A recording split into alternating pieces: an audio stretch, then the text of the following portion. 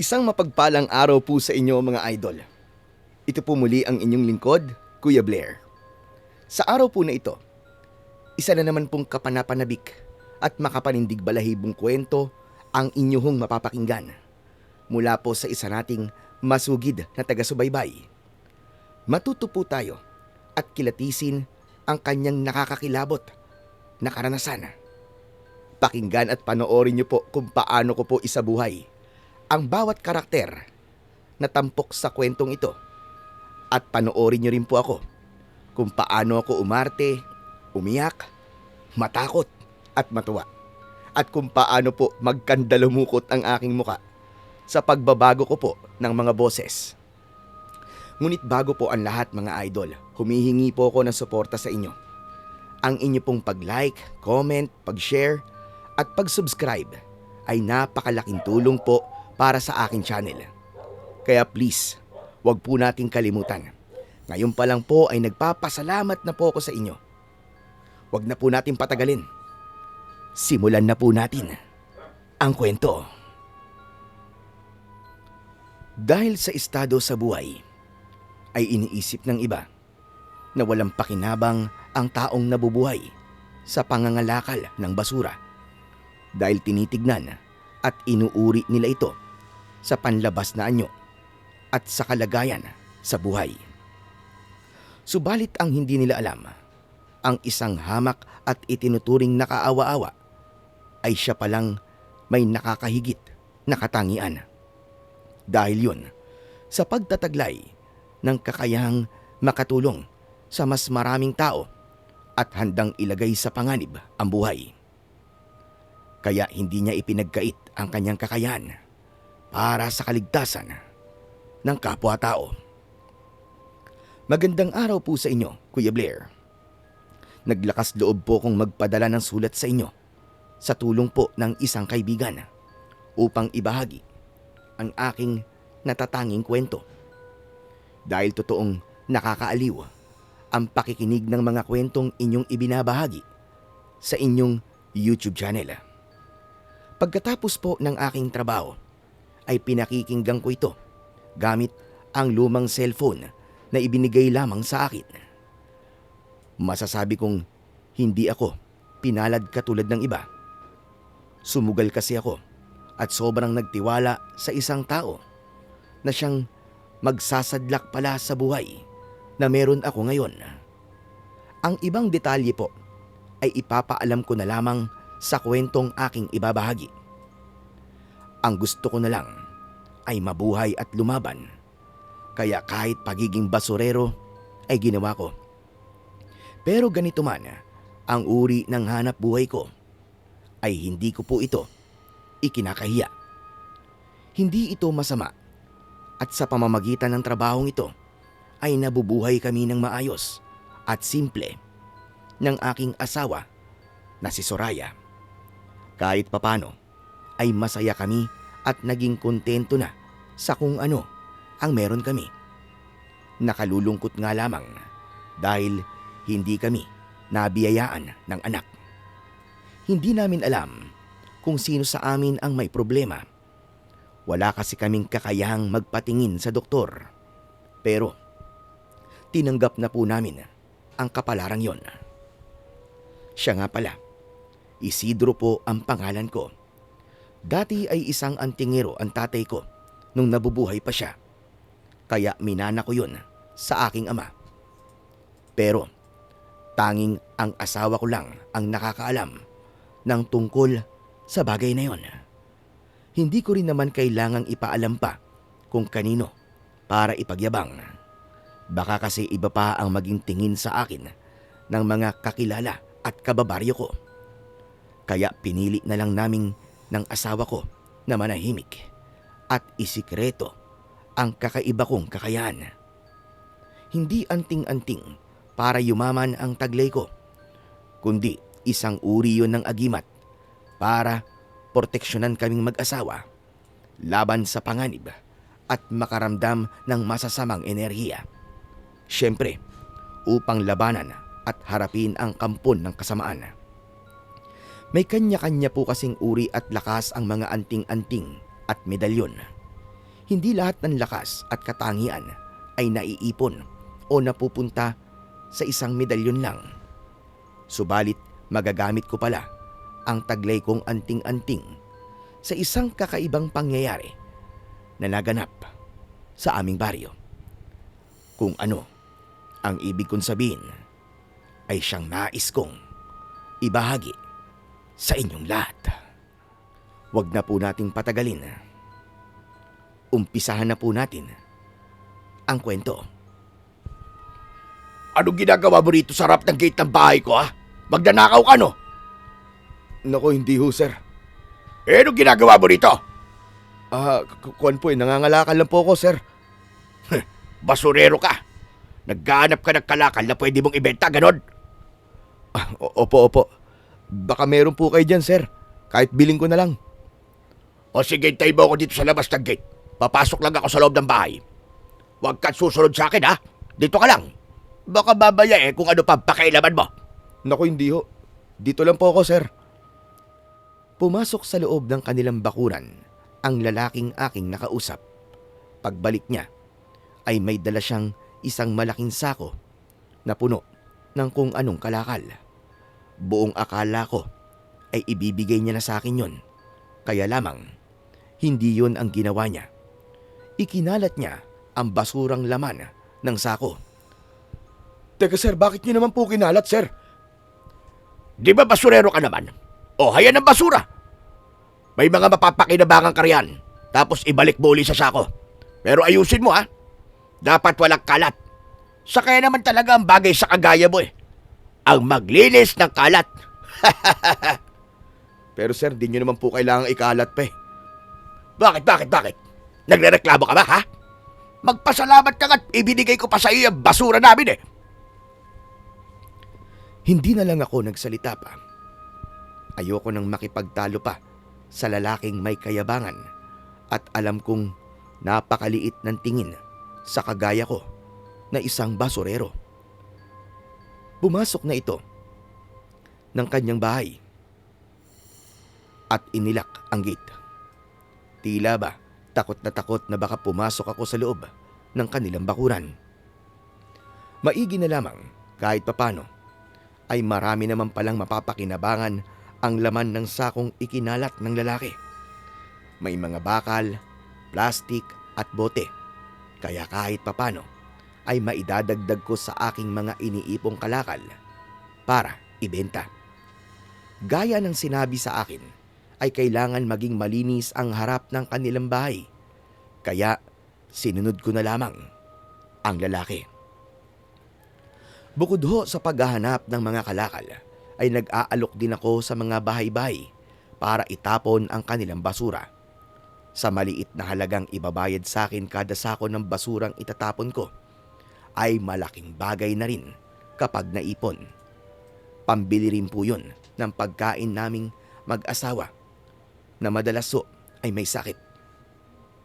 Umiikot ako buong araw sa baryo gamit ang aking lumang kariton. Kapag nakarami na ako, ay dadaan na po ako sa junk shop para ibenta ang naipon ko pong kalakal. Kaya hapon na ako nakakauwi sa aming munting kubo. Salamat naman at dumating ka na, Isidro. Kanina pa ako nagugutom. Naku, pasensya ka na, mahal, ha? Kailangan ko makaipon ng maraming kalakal para naman may maiuwi akong pera dito. May dala ka bang pagkain? Oo. May nabili akong pansit sa kakanin. O ito, mainit-init pa ang pansit. Kumain ka na. Ilalagay ko muna tong pansit sa plato para makakain na tayo. Tsak, gutom ka na rin. Oo nga Talagang gutom na rin ako. Pero syempre, ayoko namang kumain na mag-isa, di ba? Dapat kasama ka. Nginitian na lamang ako ni Soraya. Alam na niya ang ibig sabihin ng ngiti ko. Hindi ko man direktang sinasabi sa asawa ko na mahal ko siya. Pero sa pamamagitan ng mga ganong pahiwatig ay alam ko at ramdam niya ang pagmamahal ko. Pero hindi ko pa rin maiwasang hindi maawa at masaktan kapag nakikita ko ang kaawa-awa niyang kalagayan sa poder ko. Pero kahit hirap kami sa buhay, ay alam kong nagtitiis siya dahil mahal niya ako. Ang totoo, may mga nanliligaw dati sa kanya, pero ako ang pinili niya. Ako ang nagwagi sa puso niya. Pinagsaluhan namin ni Soraya ang isang balot ng pansit at 2 tasang kanin na inorder ko sa karinderya. Yun na ang aming magiging hapunan. Payak man at madalas ay kinakapos sa buhay, ay masaya naman kami ng asawa ko. Kaya lamang may mga pagkakataon na naghihirap pa rin ang kalooban ko dahil sa sitwasyon namin. Pagkatapos nating kumain, nawalan ka na ng kibo, Isidro. Ano bang iniisip mo?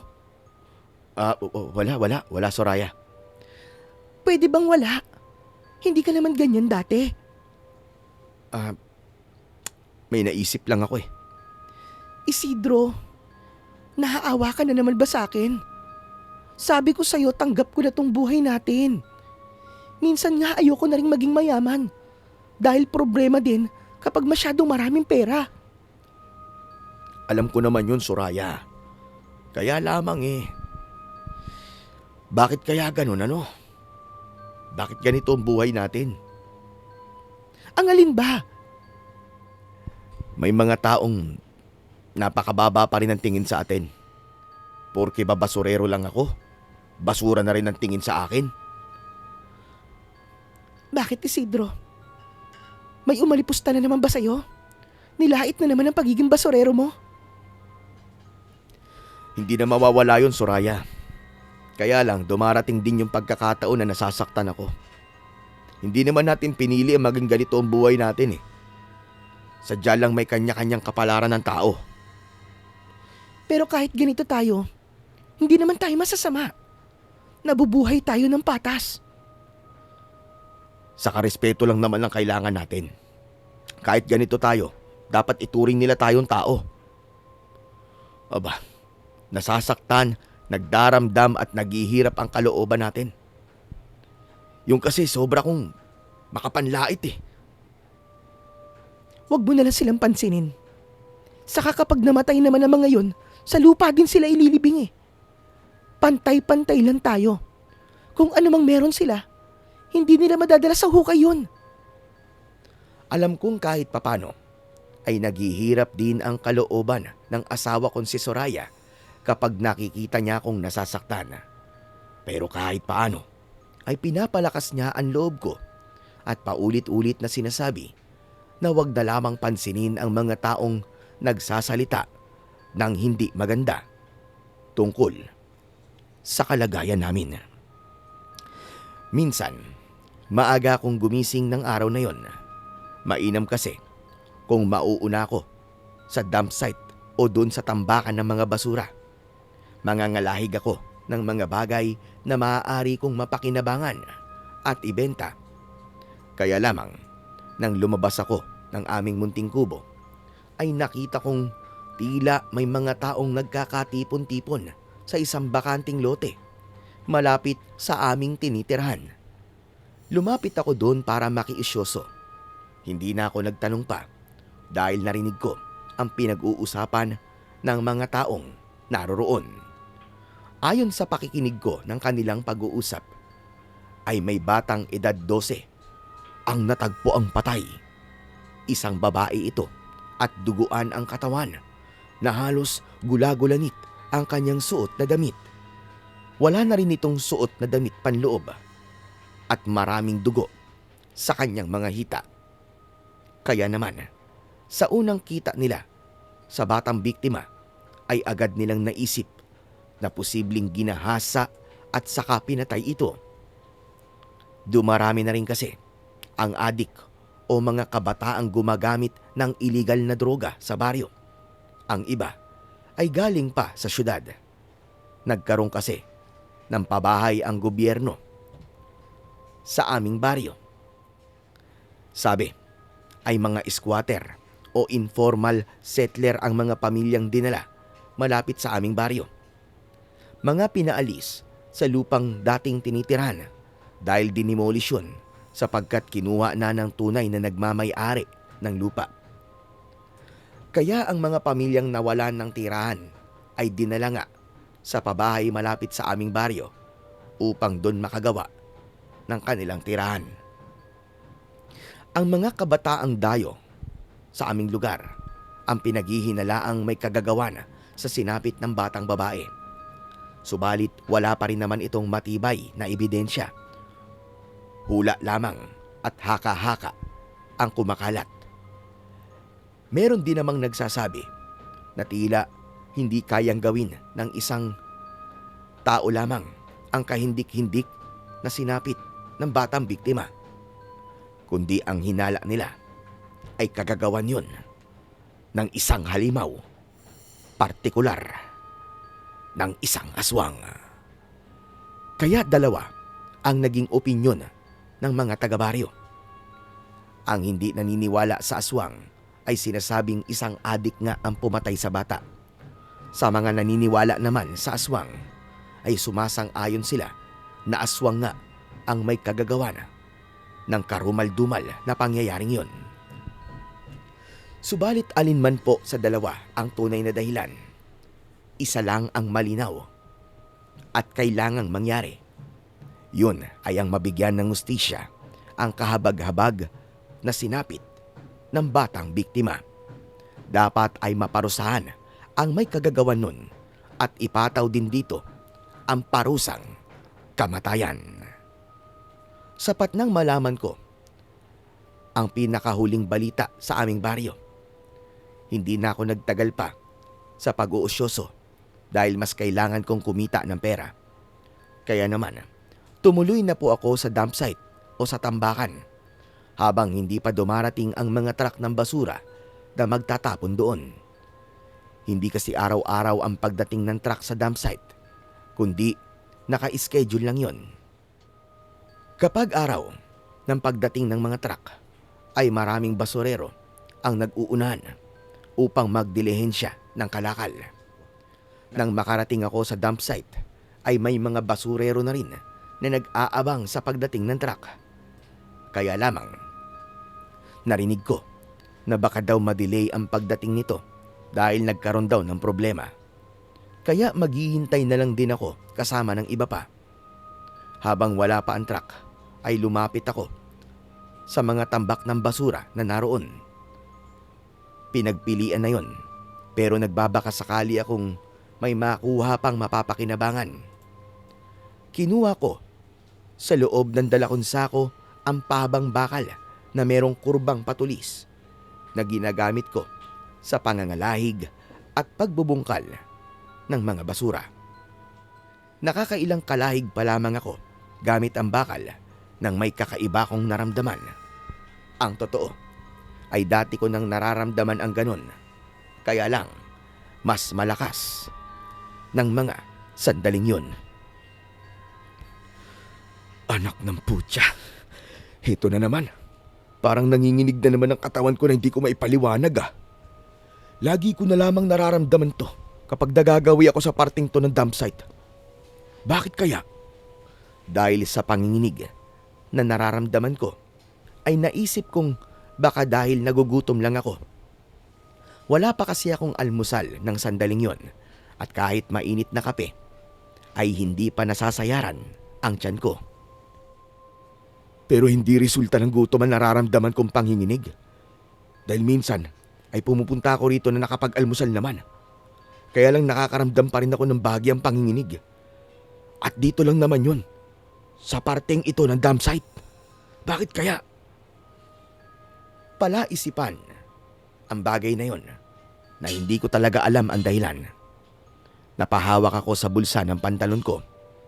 Nakapako roon ang anting-anting na iniingatan ko na madalas kong dala.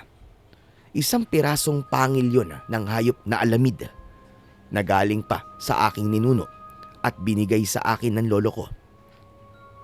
Ang kwento ng lolo ko tungkol sa bagay na yon ay ibinigay ito sa kanya ng isang kaibigang mangangaso na minsan niyang tinulungan at pinatira sa kanyang bahay nang atakihin ito ng sakit.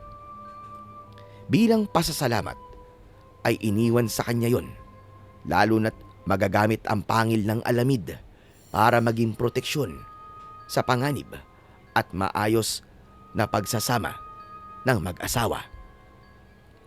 Isa pa sa naalala ko na maaaring paggamitan ng anting-anting na yon ay nakakasagap ito ng panganib sa iyong paligid, at upang ito ay maiwasan, kaya napaisip ako ng mga pagkakataong yon, baka nga merong panganib sa dump site na kinaroroonan ko. Posibleng may peligro na pwedeng mangyari sa lugar na yon. Ngunit kung ano man yon, ay wala pang makapagsasabi. Subalit, nagbigay yon ng pagkabahala at takot sa damdamin ko. Maya-maya pa, ay narinig ko ang sigawan ng ilang basurero at nakatambay doon sa dump site. Ayan na! Ayan na ang hinihintay nating truck ng basura! Ayan na! Nakita kong nagkanya-kanya ng takbo at talon ang mga katulad kong basurero. Kaya nagmamadali na rin akong tumayo sa pagkakaupo upang sumama na rin sa mga basurerong naghihintay sa truck. Lakas, tapang at tibay ng sikmura ang puhunan namin sa ganitong uri ng trabaho. Talagang masasabi ko na hindi ito basta-basta. Nagmamadali na tila hindi natatakot ang mga kasamaan kong basurero nang salubungin ang paparating na truck. Kaya pinakawalan na ng truck ang basura. Kanya-kanyang kalahig ang mga basura at ganun ang kalakaran doon. Kaya lamang dahil sa pagmamadali sa pagtakbo ay isang may edad na lalaki ang nadapa at tila napinsala ang kanyang binti, kaya hindi agad makatayo. Humudyat na ang truck para ibuhos ang basura, kaya lamang sa lugar mismo na kung nasaan nadapa ang matandang lalaki ay dun ibabagsak ang basurang laman ng truck at walang nakakakita dito. Nakaangat na ang hulihang bahagi ng truck kung saan nakalagay ang tambak ng basura. Ibinuhos na yon, subalit hindi pa rin nakakaalis ang basurerong napilayan. Nagsigawan ang mga tao, pero hindi yun pinansin ng truck driver na patuloy lang sa pagbubuhos ng basura. Kaya naman, natabunan talaga ng basura mula sa truck ang matandang lalaki. Lalong lumakas ang sigawan ng mga tao sa dump site. Agad nilapitan ng isang basurero ang driver. Subalit huli na dahil naibuhos ng lahat ang basura. Kaya naman, nagkanya-kanya ng kalahig ang mga basurero at maging ako. Nangalahig kami, hindi para humanap ng mapapakinabangang kalakal, kundi para hukayin at iligtas ang nakakaawang matandang lalaki na natabunan ng basura. Subalit sa dami at kapal ng basura na tumabon sa matandang lalaki, ay hindi naging madali para makita at maiahon siya. Makapal at basa pa naman ang basura na lalong nagpahirap para halukayin at hanapin ang matandang lalaki na natabunan. Sige lang mga kasama, sige lang! Tuloy-tuloy lang sa paghuhukay! Maililigtas natin siya, huwag kayong susuko! Kanya-kanya kami ng pagkalahig sa mga basura na iisa lang ang aming inaasam. Para yon sa kaligtasan ng aming kasama. Kaya lamang, sadyang nahihirapan kami, lalo na't oras ang kalaban namin ng pagkakataong yon. Hanggang umabot na ng kalahating oras, hindi pa rin namin nakikita ang matandang natabunan ng basura. Pagod na rin ang mga kasama kong basurero, kaya nakakadama na kami ng lungkot. Ilan sa mga kasama kong humahalukay ng basura ay tumutulo na talaga ang pawis at luha, hanggang sa tuluyan na rin silang sumuko. Dahil naitawag na sa mga kinauukulan ang nangyari, kaya dumating na ang rescue upang tumulong sa paghukay at paghahanap sa nakakaawang matanda. Yun nga lang, matagpuan man ito, tsak na wala na ring buhay dahil mahigit 1 oras na ang nakakalipas Sino ba namang normal na tao ang makakaligtas pa sa sakunang yun? Mahigit 1 oras na nasa ilalim ng mabigat na basura ang matanda. Kaya nawalan na kami ng pag-asa na makikita pang buhay ang kawawang matanda. Gaya ng inaasahan, sa tulong ng mga dumating na rescue ay natagpuan ang matandang lalaki. Yun nga, tama ang hinala namin. Wala na itong buhay. Hindi ko na kaya pang makita ang pangyayaring yun. Totoong napakasakit ho sa pakiramdam. Parang dinudurog ang puso ko sa tanawing yun. Doon ko naisip na sadyang napakaikli ng buhay ng tao. Sa isang iglap ay maaaring mawala ng di inaasahan ang buhay mo. Katulad na lamang ng sinapit ng batang babae na nakitang patay ng kung sino. At ito pa nga, ang matandang lalaki na natabunan ng basura. Hindi na ako nagtagal pa sa dump site. Mabigat ang damdamin ko na umalis sa lugar na yon. Nawalan ako ng interes na magtrabaho ng araw na yon. Sadyang masakit sa dibdib na makita ang kasamaan, lalo na't isang may edad sa ganung pangyayari. Bigla kong naalala ang namatay kong mga mahal sa buhay.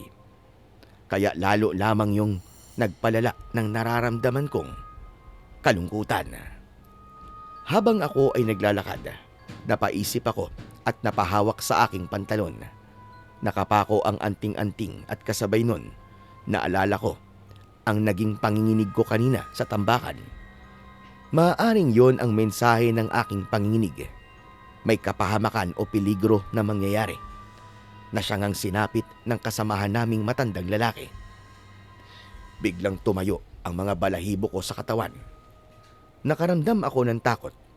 Naroon din ang awa sa naging biktima. Kung alam ko lang sana kung anong uri ng trahedya ang pwedeng mangyari, ay nagbigay ako ng babala.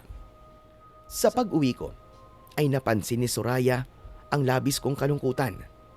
Para hindi siya mag-alala, ay sinabi ko sa kanya ang mga nangyari sa dump site. Nakaramdam siya ng kalungkutan at syempre, pagpapasalamat naman dahil ayos ako at hindi nadamay sa nangyari. Nabanggit ko sa kanya ang anting-anting na taglay ko at nasabi kong yun ang nagbigay sa akin ng proteksyon.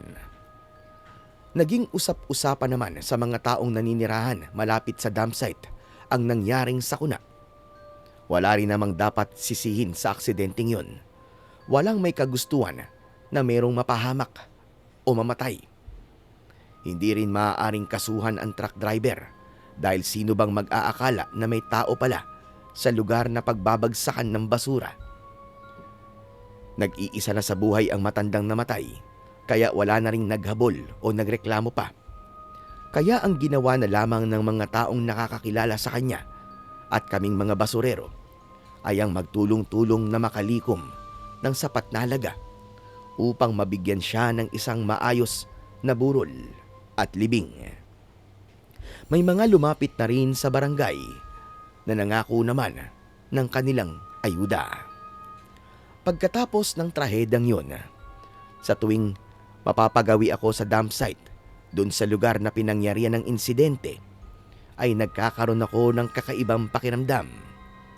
Bukod sa panginginig ay may kakaibang init akong nararamdaman na hindi ko alam ang tamang paliwanag. Kaya naisip ko na lamang na yun ay babala o nagpapahiwatig na kailangan kong mag-ingat, lalo na't may dalalaging panganib ang bundok ng basura na aming pinagkukunan ng mga kalakal. Maaari namang may nasasagap na kakaibang enerhiya ang dala kong agimat mula sa mga iba't ibang klase ng basura na naroon sa tambakan. Kaya nakakaramdam ako ng panginginig. Kung ano man ang nais ipahiwatig ng aking medalyon, ay isang bagay lang ang natitiyak ko. Yun ay ang doblehin ang gagawin kong pag-iingat dahil posibleng maulit pa ang aksidenteng nangyari na ikinamatay ng kasama naming basurero. Dahil nga may schedule lamang ang pagdating ng mga truck sa dump site, kaya kailangan kong bumalik sa pagbahay-bahay para magtanong ng mga kalakal na mabibili ko, na siya namang ipapasa ko sa junk shop para maibenta ng mas mataas dahil maayos ang pakiramdam ni Soraya ng araw na yon. Kaya naman, nakiusap siyang sumama sa gagawin kong pangangalakal. Pumayag naman ako para meron din akong makasama. Mahirap din yun, lagi na lang akong nag-iisa habang nag-iikot. Nagdala kami ng tinapay at tubig para maging pagkain kapag nakaramdam kami ng gutom. Sumakay na sa loob ng kariton si Soraya. Saka itinulak ko na yon upang simulan na namin ang pag-iikot sa baryo upang mangalakal. Nasalubong namin sa daan si Lolo Nolasco, ang matandang naging kaibigan ko at nakakaalam din ng pagkakaroon ko ng isang anting-anting. Isa rin kasi siyang dating antingero, kaya lamang ay pinili niyang hindi na maging aktibo sa paggamit nun dahil matanda na siya. Malapit kasi sa mga peligro at sakuna at iba-iba pang masasamang elemento ang taong aktibo sa paggamit ng anumang anting-anting o agimat. Ayaw niya nang maging magulo pa ang buhay niya, lalo na't siya ay nasa dapit hapon na ng kanyang buhay. Saan ang punta niyong dalawa? Sa dati po, Lolo Nolasco, maghahanap buhay ho. Isinama mo pa si Soraya. Baka mamaya kumapano pa yan. Hindi po, Lolo. Maayos naman po ang pakiramdam ko ngayon. Siya nga pala, Isidro. Nakarating sa akin yung nangyari sa may tambakan. Aba, sadyang nakakaawa naman si Umpong. Natapunan pala ng basura. Kilala niyo po pala siya? Abay, oo naman. Kahit paano ay naging kasama ko yan sa dating trabaho ko. Kaya nga nagulat ako nang nalaman ko. Abay, biglaan ang pangyayari. Kaya nga po nakakalungkot. Lalo na't naroon po ako sa dump site nang mangyari po yun. Kitang-kita ko po. Kaya lang wala na tayong magagawa. Alam mo'y gano'n naman talaga ang buhay ng tao. Hindi natin alam kung kailan tayo mawawala sa mundong ito. Kaya nga ako, hanggat maaari, ay doon na lamang ako sa paggawa ng mabuti. Para kung sakaling dumating man ang oras ko, ay handa ako. Lolo Nolasco, tiyak naman po na sa langit po kayo tutungo Dahil po isa po kayong mabuting tao. Hindi mo pa rin masasabi. Yung nasa itaas, ang dakilang lumikha ang maaaring magsabi kung saan ba ang magiging destinasyon natin kapag tayo'y kukunin na. Kung sa bagay, tama po kayo. Ay siya nga pala, nalaman ko rin na may batang natagpo ang patay at sabi nila kagagawan daw yon ng aswang. Yun nga ho ang bali-balita, Lolo Nolasco. Alam mo, Isidro, kung ako ang tatanungin mo, abay tama yun. Aswang ang pumatay sa bata. Oo, talagang aswangan ng biktima dun sa batang babae. Oo, dahil nga sa kalagayan ng katawan ng batang natagpuan, hindi yung kayang gawin ng pangkaraniwang tao. Pero Lolo Nolasco, di ba ho alam naman natin na meron pong mga adik dito sa lugar natin? Kahit na pa, isang halimaw na aswang lamang ang maaaring gumawa ng ganong karumal-dumal na pagpatay. Nakakabahala na talaga dito sa baryo natin, Lolo. Kaya nga dapat maging mapagmasid at maingat ang mga tao rito. Lalo na't nagsisimula ng mapasok ng kakaibang nilalang ang lugar natin. Mga nilalang na may taglay na lakas at kapangyarihan ng dilim. Hindi dapat magpatuloy ang paggasik nila ng kasamaan, Lolo. Hindi talaga dapat, Isidro. At alam ko na may maitutulong ka sa bagay na yun. Ho? May maitutulong? Aba, bakit po ako, Lolo Nolasco? Hindi mo sa akin maaaring itago ang katotohanan. Alam ko yon sa simula pa lang. Dahil minsan nang napag-usapan na natin ang tungkol sa espesyal na bagay na iyong iniingatan. magagamit mo ito sa kabutihan at para sa kaligtasan ng iyong kapwa. Pero kayo rin naman po, Lolo Nolasco, di ba? Meron kayong nabanggit sa akin nun. Dati ho kayong antingero. Iniiwasan ko na yon hanggat maaari. Dahil nga sa edad ko ito, ayoko nang maging magulo pa ang buhay ko. Ay, kaya lang kung talagang kakailanganin ng pagkakataon at wala na akong mapagpipilian, wala akong magagawa, kundi ang gamitin uli yun. Sa maikling pag-uusap namin ni Lolo Nolasco, ay minsan pang ipinaalala niya sa akin na may magagawa ako sa problemang hinaharap ng baryo. Tila nakasalalay sa akin ngayon na madiskubre kung ano nga bang nilalang ang pumatay sa batang babae. May kinalaman rin kaya yon sa nararamdaman kong kakaiba kapag nagpupunta ako sa tambakan. Bagay na naging palaisipan sa akin. Nagpatuloy naman kami ni Soraya sa pagbahay-bahay para humanap ng kalakal. Hanggang sa napadaan kami sa isang magarang bahay na bato na dati nakasara.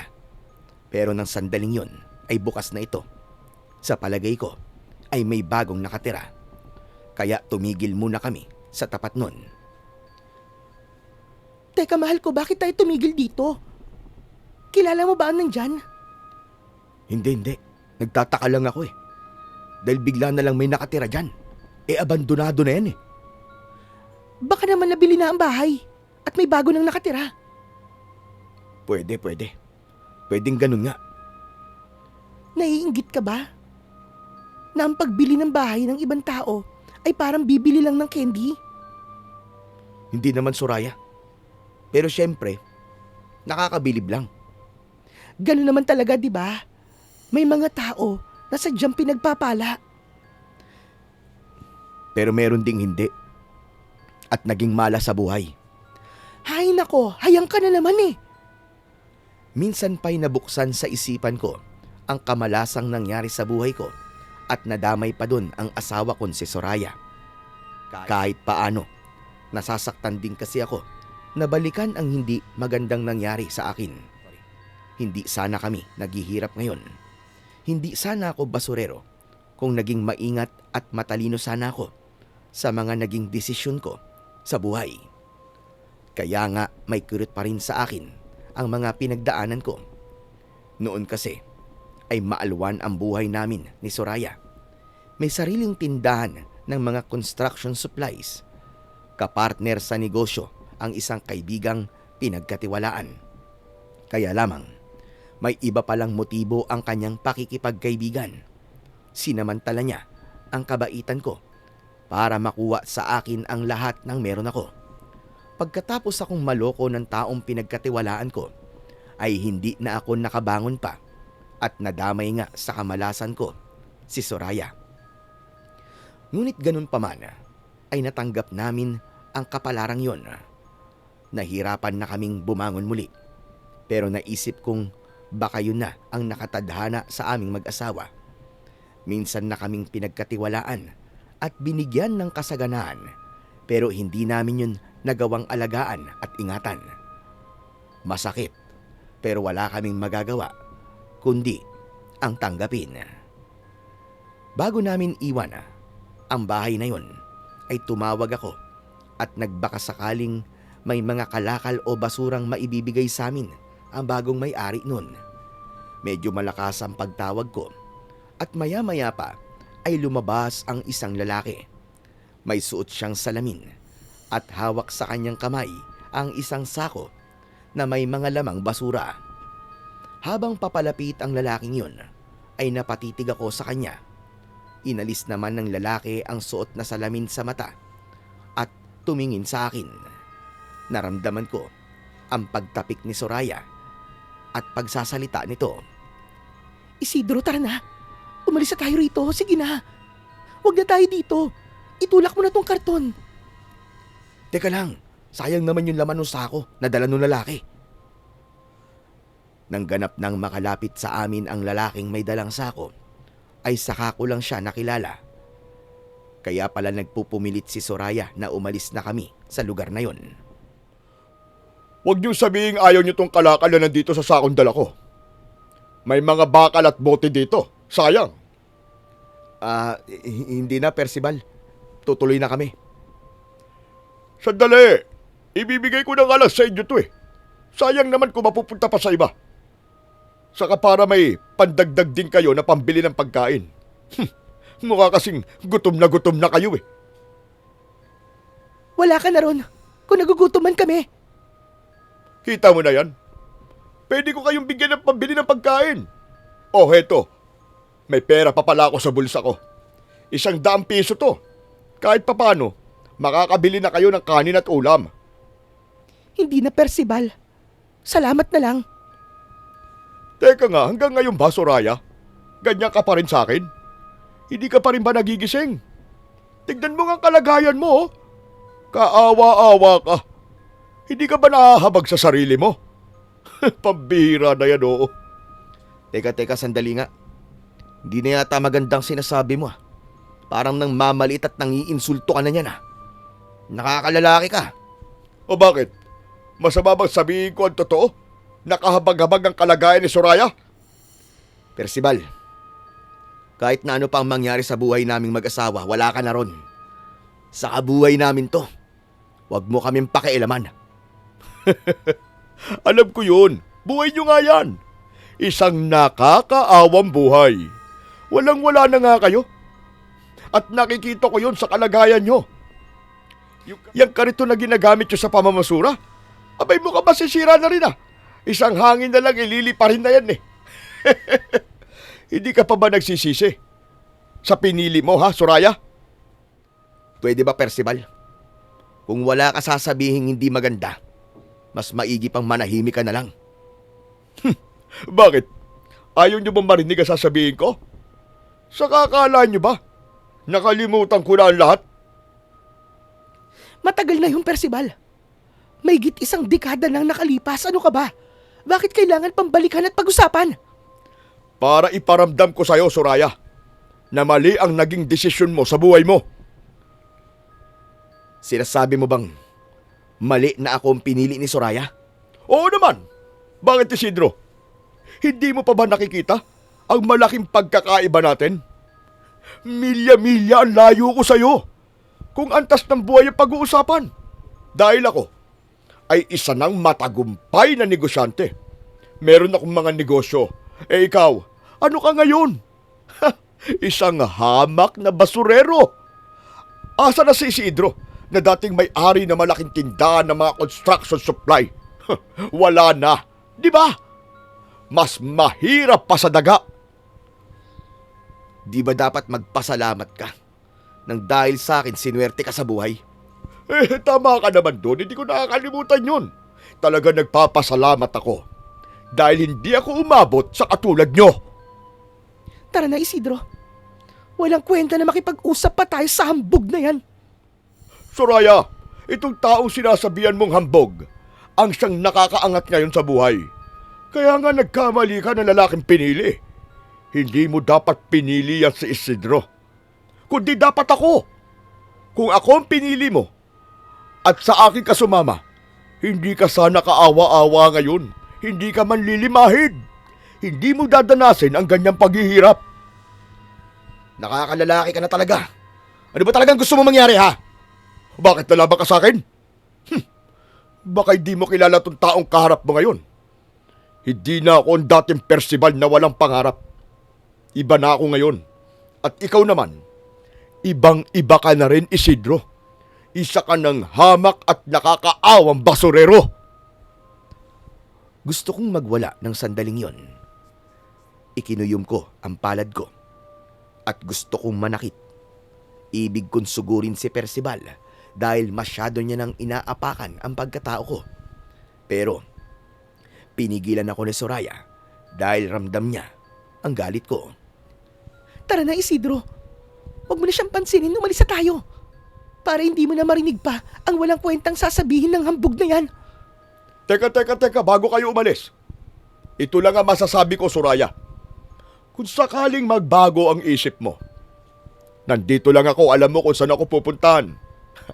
Wala pa akong kasama sa buhay, kaya pwedeng maging tayo ulit. Hayop ka! Sa harapan ko pa mismo sinabi mo yan sa asawa ko! O bakit?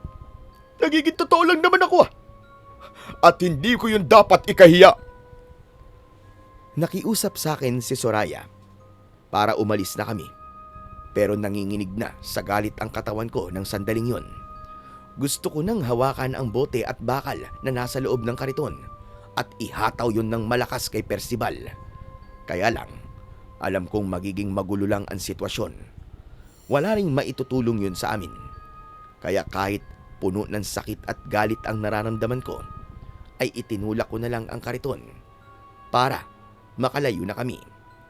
Si Percival ay dating manliligaw ni Soraya. Dalawa kaming magkaribal. Subalit ako ang pinili ni Soraya.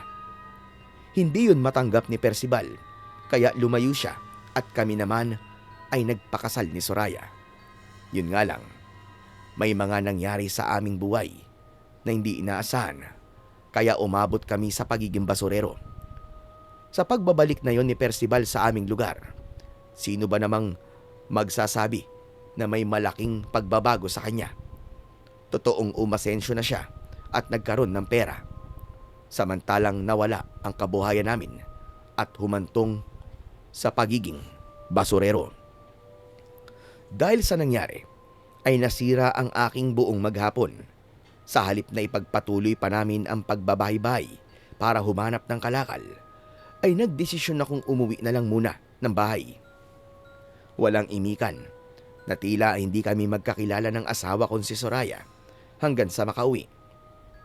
Hindi agad maalis sa dibdib at isip ko ang masasakit na sinabi sa akin ni Percival. May himig yun ng panunumbat at panlalait, lalo na't nakita niya kami ni Soraya sa ganung kalagayan. Hindi ko rin naman gustong mangyari sa amin yun. Talagang minalas lang dahil sa labis kong pagtitiwala sa isang kaibigan. Bago kami matulog ng gabing yon, ay kinausap ko si Soraya. Humingi ako ng pasensya sa kanya. Ayon sa asawa ko, wala akong dapat na ihingi ng tawad sa kanya. Dahil wala naman akong kasalanan. Kung anuman ang buhay na meron kami, ay kapwa namin yon hindi ginusto. Dahil sa mga sinabi ni Soraya, ay naramdaman ko ang totoo niyang pagmamahal sa akin. Sa hirap at ginhawa, anuman ang naging sitwasyon namin, ay hindi niya ako iiwan. Pero habang may panahon pa, ay sisikapin ko pa ring magbago ang aming kalagayan. Kahit alam kong magiging napakahirap nun. Ang pangyayari tungkol sa batang babae na natagpo ang patay, ay nasundan pa. Isang batang lalaki naman ang nakita malapit sa tambakan ng basura o sa dump site. Natagpo ang said ang dugo sa katawan at wakwak ang dibdib ng kaawa-awang bata. Iba pa ang napabalita na may nawawala na ring bata. Hindi ko inaasahan yon at muli kaming nagkita ni Lolo Nolasco. Siguro naman ay alam mo na ang balita, Isidro. Opo, Lolo Nolasco. May natagpuan na naman batang inatake ng aswang. Iba pa ron, yung mga nawawala. Naging mapanganib na ang aswang na umaatake, Lolo. Ang nakakaawa ay mga bata ang kanilang nagiging biktima. Batang walang kalaban-laban. Maaaring sa ngayon ay mga bata ang puntirya nila. Pero sa susunod, kahit sino ay hindi na nila sasantuin pa. Tiyak na hindi na sila mamimili pa na magiging biktima nila. Diyos ko, kaawa-awa na po ang lugar natin kapag nangyari yun. Kaya nga, tama ka dyan, Isidro. Kaya kailangan mo ng kumilos, Isidro. Huwag mo nang hayaang may mangyari pang lalong kakilakilabot bago ka kumilos.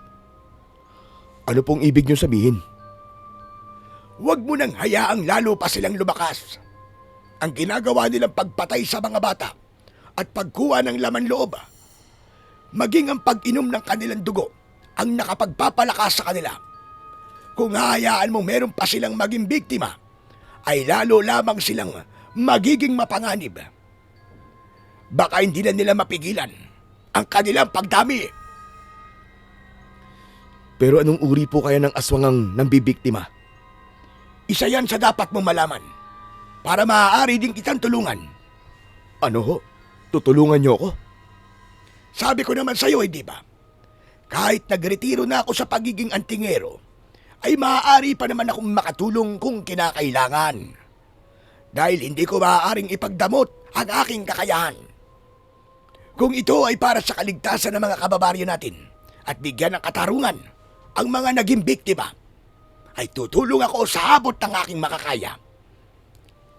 Samantala minsan, habang wala ako sa bahay at ipinagpapatuloy ang pangangalakal para kumita, ay inalam pala ni Percival ang aming tirahan.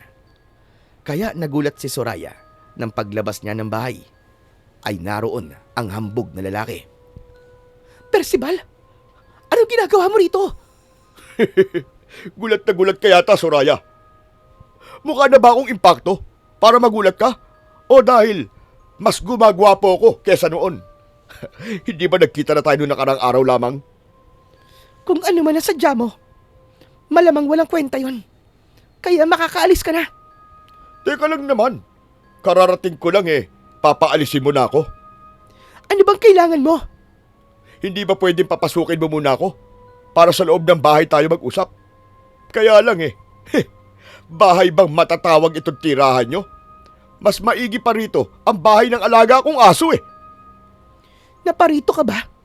Para pintasan at laitin ang bahay namin? Hindi naman. Napansin ko lang kasi na ganito pala ang tinitirhan nyo. Parang bahay ng kalapati. Kung wala ka lang sasabihin pang maganda, pakiusap. Umalis ka na. Huwag mo naman akong ipagtabo yan, Soraya. Pambihira ka, oo. Paano hindi kita pagtatabo yan? Puro pang mamaliit ang lumalabas dyan sa bunganga mo. Saka wala rito si Isidro. Ano na lang ang sasabihin ng mga kapitbahay namin kapag nakita nilang nagpapasok ako ng ibang lalaki sa loob ng bahay namin? Hindi ba pwedeng magpapasok ng isang kaibigan sa bahay nyo, ha? Hindi kita kaibigan, Percival. Ano na lang? Ex-manliligaw. Ang kapal rin talaga ng pagbumukha mo, no? Soraya, hindi ka ba nahihirapan sa buhay mo ngayon? Tingnan mo nga ang kalagayan mo, oh. Wala kang pakialam doon, Percival. Kung nahihirapan man ako. Ano bang pakialam mo? Siyempre, meron akong pakialam. Dahil naaawa ko sa iyo Hindi ko kailangan ng awa mo. Hindi mo dapat nararanasan ng ganyang paghihirap, Soraya. Kaya kong baguhin ang buhay mo. Kaya kitang alisin sa pagiging basurero. Bibigyan kita ng magandang buhay. Magiging reyna ka. Sa piling ko, maniwala ka. Ano ba yung sinasabi mo? Magiging masarap ang buhay mo sa poder ko kung sasama ka sa akin. At iiwan mo ang walang kwentang si Isidro. Dahil sa ngayon, ako lang ang pag-asa mo para mabago ang nakakaawa mong sitwasyon. Maaari kitang ilayo sa pusaling ito. Pupunta tayo sa lugar na hindi ka na makikita pa ni Isidro. Bubuo tayo ng pamilya. Ikaw at ako at ang mga magiging anak natin. Hindi ko gagawin yon, Percival. Hindi ko iiwan ang asawa ko para lang sa'yo. Kaya tama na ang pangangarap mo ng gising. Hindi ako sasama sa'yo. Hindi ko ipagpapalit ang asawa ko. Huwag mo ko gawing manluloko. Ano bang meron sa basurerong yon at hanggang ngayon hindi mo siya kayang iwan? Kung ano ang sinabi ko sa'yo nun, yung pa rin ang magiging sagot ko. Dahil mahal ko siya. Bakit? Hindi mo ba ako kayang mahalin? Magagawa mo yun, Soraya. Magagawa mo. Lalo na kapag natikman mo na ang marangyang buhay sa piling ko. Pwede ba umalis ka na? At wag na wag ka nang babalik dito. Pag-isipan mo mga sinabi ko, Soraya. Pag-isipan mo. Alam mo namang mahal pa rin kita hanggang ngayon. Ano ba? Huwag mo ngang hawakan ang buhok ko. Huwag kang bastos. Saka hindi ko na kailangang isipin pa. Dahil buo na ang desisyon ko. Kaya huwag ka nang managinip ng gising. Samantala, ng mga sandaling yon ay galing ako sa pangangalakal. Tulak ang kariton nang lumapit sa akin ang isa naming kapitbahay at sinabi nga na may lalaking kausap si Soraya sa harap ng aming bahay. Kaya nagmamadali akong umuwi at inabutan ko si Percival na naroon. Hindi maganda ang inabutan kong eksena. Pinipuwersa at pilit na hinahawakan ni Percival ang kamay ni Soraya at pilit na hinahaplos ang buhok ng asawa ko. Agad na nag-init ang pakiramdam ko. Kumulo ang dugo ko sa galit. Isang kapirasong kahoy na nasa loob ng tulak kong kariton ang nahagilap ko. Nagmamadali akong lumapit kina Soraya at hinataw ko yun kay Percival. Pero hindi siya tinamaan sa ulo, kundi nasalag niya ito. Kaya tumama lamang sa kanyang braso. Hayop ka! Papatayin mo ba ako? Kung hindi ka pa aalis dito, baka nga mapatay kita, hayop ka. Pagbabayaran mo ang ginawa mong ito. Talagang nagbanta ka pa, ha? Ikaw tong basta na nagpunta dito sa bahay namin para bastusin ang asawa ko. Kinakausap ko lang siya, ano ba masama doon? Hindi ako bulag. Kitang-kita ko ang pamimwersa mo sa kanya. Pilit mong hinahawakan ang kamay niya at maging ang buhok niya. Yun lang naman ano ba masama ron? Kahit na. Sa katyak na may iba ka pang pinaplano, Percival. Kilala kong likaw ng bituka mo, hayop ka. Siguro noon, oo. Kilala mo ko, Isidro. Pero wala na. Marami na nagbago eh. Kaya alam kong hindi mo na ako ganap na kilala ngayon. Kaya ito ang tatandaan mo, Isidro. Pagbabayaran mo tong ginawa mo sa akin. Sinaktan mo ko. Kaya babalikan kita. E di bumalik ka. Maghihintay ako at paghahandaan ko ang pagbabalik mo. Tumalikod na si Percival. Nagngingit-ngit sa galit habang hawak ang brasong nasaktan. Lumapit naman ako kay Soraya dahil labis akong nag-alala para sa kanya. Soraya, mahal ko. Ayos ka lang ba? May masakit ba sa'yo? Sinaktan ka ba niya? Hindi naman, Isidro. Ayos lang ako. Pero salamat. At dumating ka kagad. Kaya pala hindi ako mapalagay kanina pa. Dahil may nangyayari dito sa bahay natin. Napakayabang talaga ng Percival na yun. Kung ano-ano ba namang sinabi niya. Ibinilik na naman ba niya ang nakalipas na? Ano pa nga ba? Di pa rin niya talaga nakalimutan. At hindi matanggap na ako ang pinili mo. Gusto nga niya sumama daw ako sa kanya. Ang kapal na mukha. Sinabi niya yun? Si Raulo talaga ang hayop na yun. Sobra na sa kakapalan. Barubal ng ugali. Akala naman niya ay masisilaw niya ako sa ipinagyayabang niyang kayamanan. Saglit akong natahimik. Pero nakaramdam ng lungkot at pagkabahala. Subalit buo ang tiwala ko sa aking asawa. Matagal ko nang napatunayan yon. Kaya lamang bilang tao ay hindi maaalis sa atin na kahit paano ay masaktan at mag-alala. Samantala, alam kong masamang-masama ang loob ni Percival nang umalis ng bahay. Subalit lingid sa akin ay may mga bagay pala siyang napagtagumpayan ng pagkakataong yun at wala kaming kaalam-alam. Namamaga ang braso mo, Apo. Ayos lang to, Lola Dalmacia. Ano mag-ayos lang ang sinasabi mo? Hindi pwede sa akin na ayos ang ganyan. Sino ang may gawa niyan? Baliwala to, Lola Dalmacia. Baliwala to. Ayaw mo ba talagang sabihin sa akin kung sino ang may kagagawa niyan sa braso mo? Lola, makakaganti rin ako sa kanya. Abay dapat lang. Dahil ayokong nakikita kang naaarkabyado. Pero may gusto pala akong ipagawa sa inyo, Lola. Ano yan, Apo? Sabihin mo lang sa Lola. At gagawin ko kagad. Alam mo na bang malakas ka sa akin. At kahit ano pa yon, hindi kita maaaring tanggihan. Sandali nga. May kinalaman ba yan sa aking pagiging mambabarang? Oo, Lola. Kaya Lola Dalmacia, heto po ang hibla ng buhok ni Soraya. Alam kong magagamit mo ito. May iba palang dahilan. Ang biglang pagpunta sa bahay namin ni Percival, kung ano man yun, ay hindi pa malinaw sa akin. Subalit ramdam kong magdadala ng mas malaking problema. Samantala, hindi ko maaaring baliwalain ang mga nasabi sa akin ni Lolo Nolasco tungkol sa krimeng nangyayari sa aming lugar na mga bata ang siyang nagiging biktima. Kaya ng gabing yon ay hinintay kong matulog muna si Soraya. Hindi ko na muna ipinaalam sa kanya ang gagawin ko ng gabing yon. Kaya nang matiyak kong mahimbing nang natutulog ang asawa ko, ay bumangon ako at lumabas ng bahay. Dala ko noon ang anting-anting dahil yon ang magiging proteksyon ko.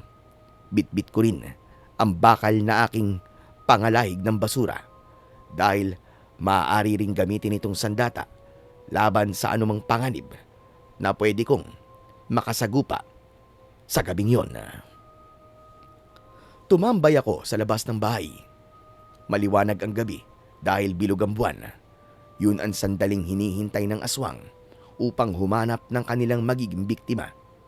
Kailangan kong malaman kung anong uri ng aswang ang pumatay sa mga kabataan na dahilan din ng kanilang pagkawala. Habang nakakubli ako sa isang poste, ay nakaramdam ako ng panginginig at mainit na pakiramdam. Nagpapahiwatig yun ng panganib na maaaring mangyari.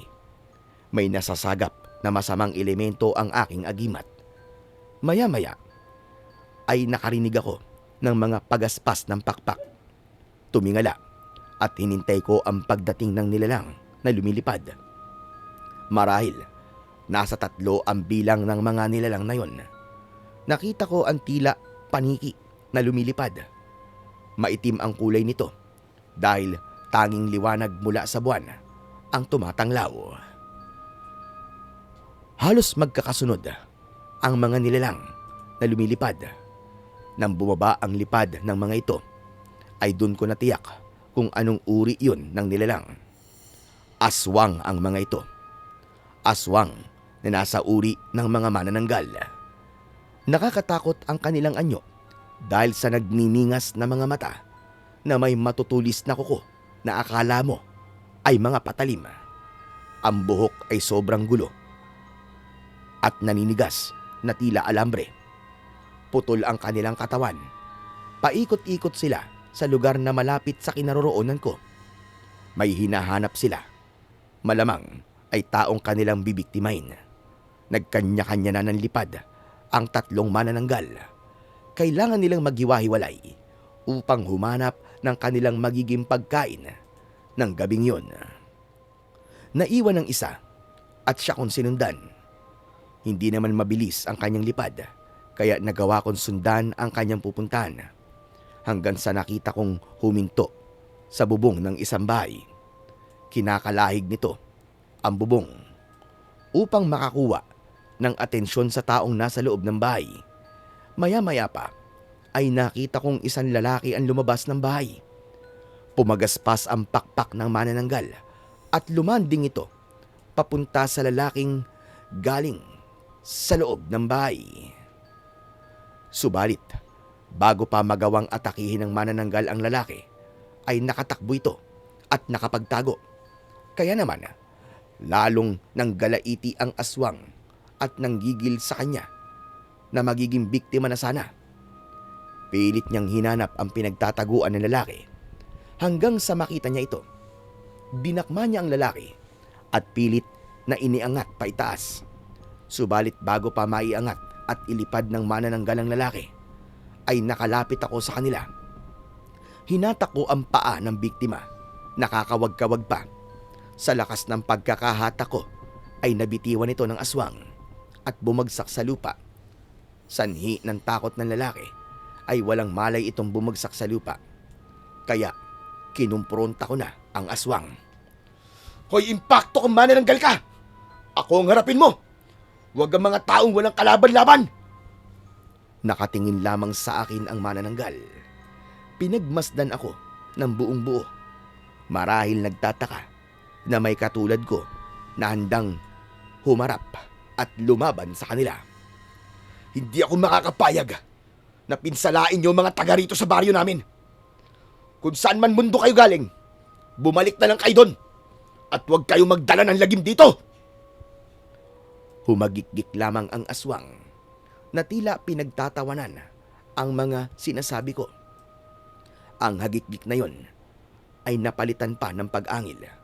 Nakita kong bigla siyang lumipad upang atakihin ako. Hinanda ko ang bakal na aking gamit sa pangangalaig. May kurba ang bakal at matulis ang dulo nun, kaya pwede kong gamiting sandata laban sa impaktong manananggal. Kaya nang makalapit ito sa akin, ay ipinampalo ko sa aswang. Bumaon ang matulis at nakakurbang dulo sa katawan ng manananggal. Narinig ko ang malakas niyang pag-igik. Katunayan na tinamaan ito at nasaktan. Hinila ko ang bakal at kasama nung nahila din ang aswang dahil bumaon sa katawan niya ang tulis na pakurbada. Bumagsak ang aswang sa lupa. Ihataw ko pa sana sa kanya ang bakal na pangalaig nang dumating ang isa pang manananggal. Buong akala ko ay aatakihin din ako. Subalit hindi ganun ang nangyari, kundi ang pinuntahan nito ay ang kanyang kasamang aswang. Hinatak ang isang kamay nito at inilipad pa itaas para makalayo sila. Natakot sa akin. Hinatak ang kasama niya para tumakas. Wala ka pala eh. Hindi ko alam kung bakit ganun ang naging reaksyon ng manananggal. Sa halip na umatake at sunggaban ako, ay mas piniling iligtas ang kanyang kasama. Kaya naisip ko na baka naramdaman din ng masamang nilalang ang pagtataglay ko ng anting-anting. Maaaring may hindi magandang epekto yon sa kanila. Pero dahil sa pangyayaring yon, ay alam kong hindi pa doon nagtatapos ang aming paghaharap. Babalikan ako panigurado ng mga manananggal na yon para ipaghiganti ang kanilang sinapit. Tsak na makakarating din sa iba pa nilang kasama ang tungkol sa ginawa ko. Malalaman ng iba pang mga kauri nila na hindi sila malayang makakapambiktima dahil may isang katulad ko na humadlang sa kanilang masamang gawain. Dahil hindi naman ganong kabilis na makalipad ang aswang, lalo na't tangay nito ang isang kasama, kaya sinundan ko sila. Hindi rin ito gaanong makalipad ng mataas. Bagamat nahihirapan akong sundan ng mga ito dahil may kadiliman, ay nagtiyaga ako para alamin kung saan sila patungo. Nagtaka ko nang mapansin kong pamilyar ang lugar na kanilang pupuntahan. Kaya hindi na ako nahirapang sundan sila dahil alam ko ang lugar na yon. Pero laking pagtataka ko dahil sa dump site ang kanilang direksyon. Nagpatuloy lang ako sa pagsunod dahil hindi ko na tinignan ang aking dinadaanan.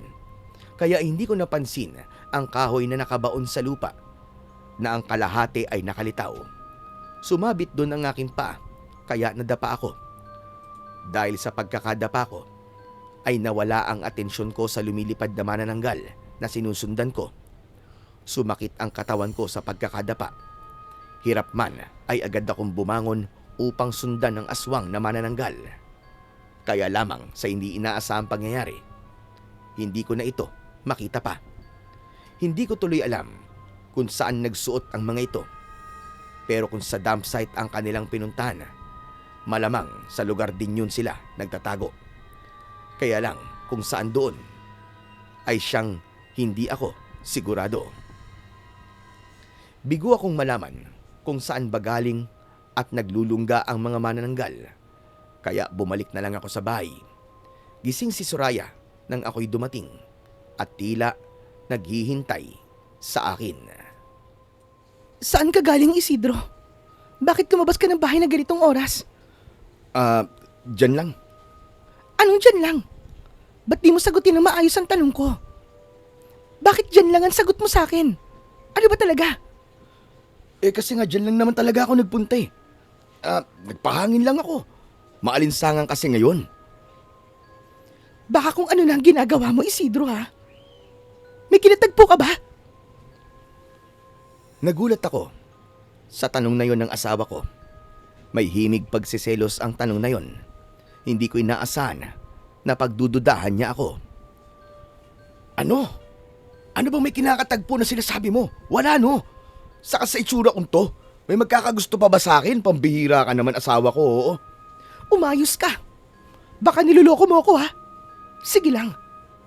Malaman ko lang na may ginagawa kang kalokohan. Hindi ako magdadalawang isip na...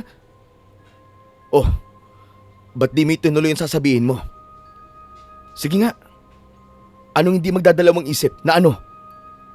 Naiiwan mo ako? Nasasama ka kay Percival, ganun ba? Sagutin mo, Soraya. Wala akong sinasabing ganyan. Ikaw lang ang nag-iisip ng ganyan. Yun nga kasi ang gusto mong palabasin eh. Akala ko ba okay tayo, Soraya? Ano to? Oo. At kung meron mang magiging dahilan para hindi tayo maging okay, ay ikaw yun at hindi ako. Dahil may tinatago ka sa akin. May nililihim ka. Wala akong nililihim sa'yo. Ano ka ba? Anong wala? Eh hindi mo nga masabi sa akin kung saan ka galing ng ganitong oras. Ayoko lang mag-alala ka. Ay, sige. Sasabihin ko na sa'yo. Sinubukan kong magbantay para makita ko yung aswang na gumagala. At hindi ako nabigo, Soraya. Nakita kong aswang. Isang manananggal. Hindi lang isa kundi 3. Nagkaengkwentro nga kami. Kaya lang hindi ko napatay at nakatakas pa. Itataya mo sa panganib ang buhay mo. Basta ka nalang harap sa mga halimaw na yun na nag-iisa. Ano bang akala mo sa buhay mo, Syam? Hindi ka naman pusa. Hindi ka nag-iisip, Isidro. Soraya, meron akong anting-anting na proteksyon. Hindi sa lahat ng sakuna ay kaya kang protekta ng sinasabi mong anting-anting. Paano? Kung masigit ang kapangyarihan ng manananggal na yon kesa sa'yo, paano ka na? Paano ko? Hindi ka kasi dapat nag-iisip ng ganun, Soraya. Isidro, kahit may anting-anting ka pa, hindi ka pa rin immortal. Kaya nag-aalala ko sa kapakanan mo. Huwag ka mag-alala, mahal ko. Walang masamang mangyayari sa akin. Tinitiyak ko yun sa'yo. Naintindihan ko ang dahilan ng pag-aalala ng asawa ko. Kaya tumahimik na lang din ako. Ayoko nang lumaki pa ang aming pinagtatalunan at mauwi sa kung saan. Yun ang iniiwasan ko sa lahat, na magkaroon kami ng malalang pagtatalo. Isa pa, normal lang naman na makaramdam ng selos si Soraya. Dahil sabi nga, ang selos ay pagpapakita ng pagmamahal. Kaya ibig lang sabihin ay mahal niya ako. Nang sumunod na araw, ay muling napabalita ang pagkawala ng ilang kabataan. May mga muntik ng mabiktima ng aswang at sila ang nagsumbong sa barangay. Pinatunayan ng mga batang muntik ng maging biktima na isang manananggal ang nais na kumuha sa kanila. Kaya ang usap-usapan tungkol sa bagay na yon ay mabilis na kumalat sa aming lugar. Nang muli kaming magkita ni Lolo Nolasco, ay inulit niya ang tungkol sa mga pangyayaring yon. Isidro, hindi ka ba naaawa sa mga nagiging biktima? Naaawa po, Lolo, syempre. Kaya nga hindi ka na dapat nananahimik lang. Lolo, ang totoo niyan, sinisimulan ko na pong alamin ang tungkol sa mga manananggal. Hindi sapat yon. Gumawa ka ng plano. Alamin mo kung saan sila nagkukuta. Ang iniisip ko, Lolo, baka sa tambakan eh. Doon ko huling nakita ang manananggal na sinundan ko nung nakaraang gabi. Gawin mo kung ano nararapat, Isidro. Hindi ka dapat magpapakampante dahil sa mga susunod na araw ay baka mas malala pa ang kanilang gawin. Habang nag-uusap kami ni Lolo Nolasco, ay napansin ko sa hindi kalayuan ang isang babaeng nakatingin sa amin. Alam kong napansin din yon ng matandang lalaking kausap ko. Kakaiba ang tingin sa akin ng matandang babae. Pero nang mapansin namin ni Lolo Nolasco ang pagkakatitig ng babae sa aming dalawa, ay iniwas niya ang kanyang tingin at saka umalis na ito. Lo, kilala niyo po ba siya? Siya si Dalmasya. Matagal na siyang hindi naniniraan dito. Pero ngayon ay nagbalik. Dalmasya? Teka, parang pamilyar sa akin ang pangalan niya. Lola siya ni Percival. Siguro naman kilala mo siya. Oo naman po. Kilalang kilala kong walang yang lalaking yun. Mukhang may galit ka sa kanya. Dahil may ginawa siyang kalokohan kailan lang. Hindi ko alam kung bakit nagbalik pa rito ang matandang si Dalmasya. Nang matapos ang pag-uusap namin ni Lolo Nolasco, ay ipinagpatuloy ko ang trabaho ko bilang basurero. Kaya nagbahay-bahay ako habang tulak ang kariton. Hindi ko naman maiiwasan ang mapadaan sa harap ng bahay ni na Percival. Nang mapadaan ako ron, ay naroon na sa harap ng bahay si Aling Dalmasya na kanina lang ay nakita namin ni Lolo Nolasco. Nakita niyang nakatingin ako sa kanya. Ngumiti siya sa akin, subalit kakaiba ang ngiting yun. Hindi yun ngiti na tila natutuwa o nasisiyahan, kundi mas tamang sabihin, nangisi yun, na tila may ibang nais sabihin at ipahiwatig. Habang nakasulyap ako sa kanya, ay nakita kong lumabas ng bahay si Percival. Nag-usap ang maglola, subalit tuloy-tuloy na ako sa pagtutulak ng aking kariton. Ayokong makita pa ang lalaking nang babastos sa asawa ko. Habang ako'y papalayo, alam kong tungkol sa akin ang kanilang pinag-uusapan. Kung ganon, ay siya pala ang lalaking tinutukoy mo, Apo. Opo, Lola Dalmasya, siya nga po. Ang lalaking nalakit sa'yo. Hayan nga, hanggang ngayon, ay may benda pa ang baraso mo, hindi pa? Hindi ko nga po alam kung bakit hindi agad ito gumagaling. Isa lang ang ibig sabihin, Percival. May iniingatang galing ang lalaking yan. Ano pong ibig niyo sabihin, Lola? May kung anong itinatago siya. Isang bagay na ginagamit niya para labis mong indahin ang anumang pinsala sa katawan mo. Katulad po nung nangyari sa braso ko, ganun ba? Tama ka. Pero wala kang dapat ipag-alala. May solusyon na ako dyan. Pasasaan pat mawawala rin ang sakit ng braso mo. Pero Lola, yun ang pag-usapan natin. Kailangang mangyari yun. Dahil hindi na ako makapaghihintay pa. Huwag kang mag-alala. Nakahanda na yan. Magagamit ko na ang himla ng buhok na ibinigay mo. Kaya sa susunod na araw, ay magyayari na ang pinakahihintay mo. Nasasabik na ako, Lola Dalmasya. Nasasabik na ako. Kaya makakaganti ka na rin sa kanya. Matutupad pa ang iyong inaasam. Kakaunti ang nabili kong kalakal at napulot ng araw na yon. Kaya kakakarampot lang din ang naibenta ko sa junk shop. Pero kahit paano, ay may naiuwi akong pambili ng pagkain namin ng asawa ko na si Soraya. Dumaan muna ako sa karinderya para bumili ng pansit at kanin na magiging hapunan ulit namin. Nang makarating ako sa bahay, ay tahimik lamang si Soraya na nakaupo sa upuang kahoy. Nakakapanibago dahil hindi man lang pinansin ang pagdating ko. Hindi gaya ng dati na ginagawa niya pagdating ko ay sinasalubong niya kagad ako ng halik. Nagbigay din siya sa akin ng tubig dahil alam niyang nauuhaw ako at nakagawian ko ang uminom pagdating ng bahay. Ang bagay na yon ay hindi ginawa ng asawa ko, kaya nilapitan ko siya at tinanong, "Mahal, okay ka lang ba? May sakit ka ba?" Wala akong sakit. Para kasing matamlay ka .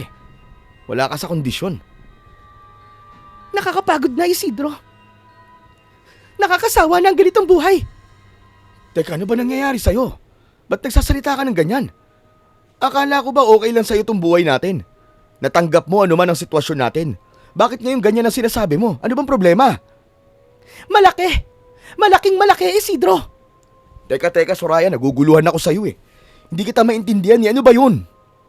Pwede ba? Huwag mo na lang muna akong kausapin. Dahil ayoko munang makipag-usap sa'yo. Soraya, paano natin maaayos ang problema kung ayaw mo makipag-usap sa akin? Ano ba kasi yun?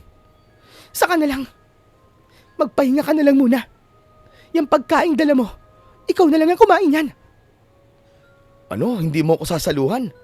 Para sa ating dalawa to eh. Ayoko kumain. Kaya kumain kang mag-isa mo. Hindi na muna ako nagtanong pa. Ramdam ko na wala rin sa kondisyon makipag-usap si Soraya. Kung magiging mapilit naman ako, ay baka mauwi lang yun sa pagtatalo. Kilala ko ang asawa ko. Mahirap siyang kulitin dahil lalo lamang siyang magagalit. Kaya kahit hindi ako sanay na kumain na mag-isa, kinain ko ang dala kong pagkain. Pero kinalahati ko lang yun. Mahal ko, nagtira ako ng pagkain para sa'yo ha.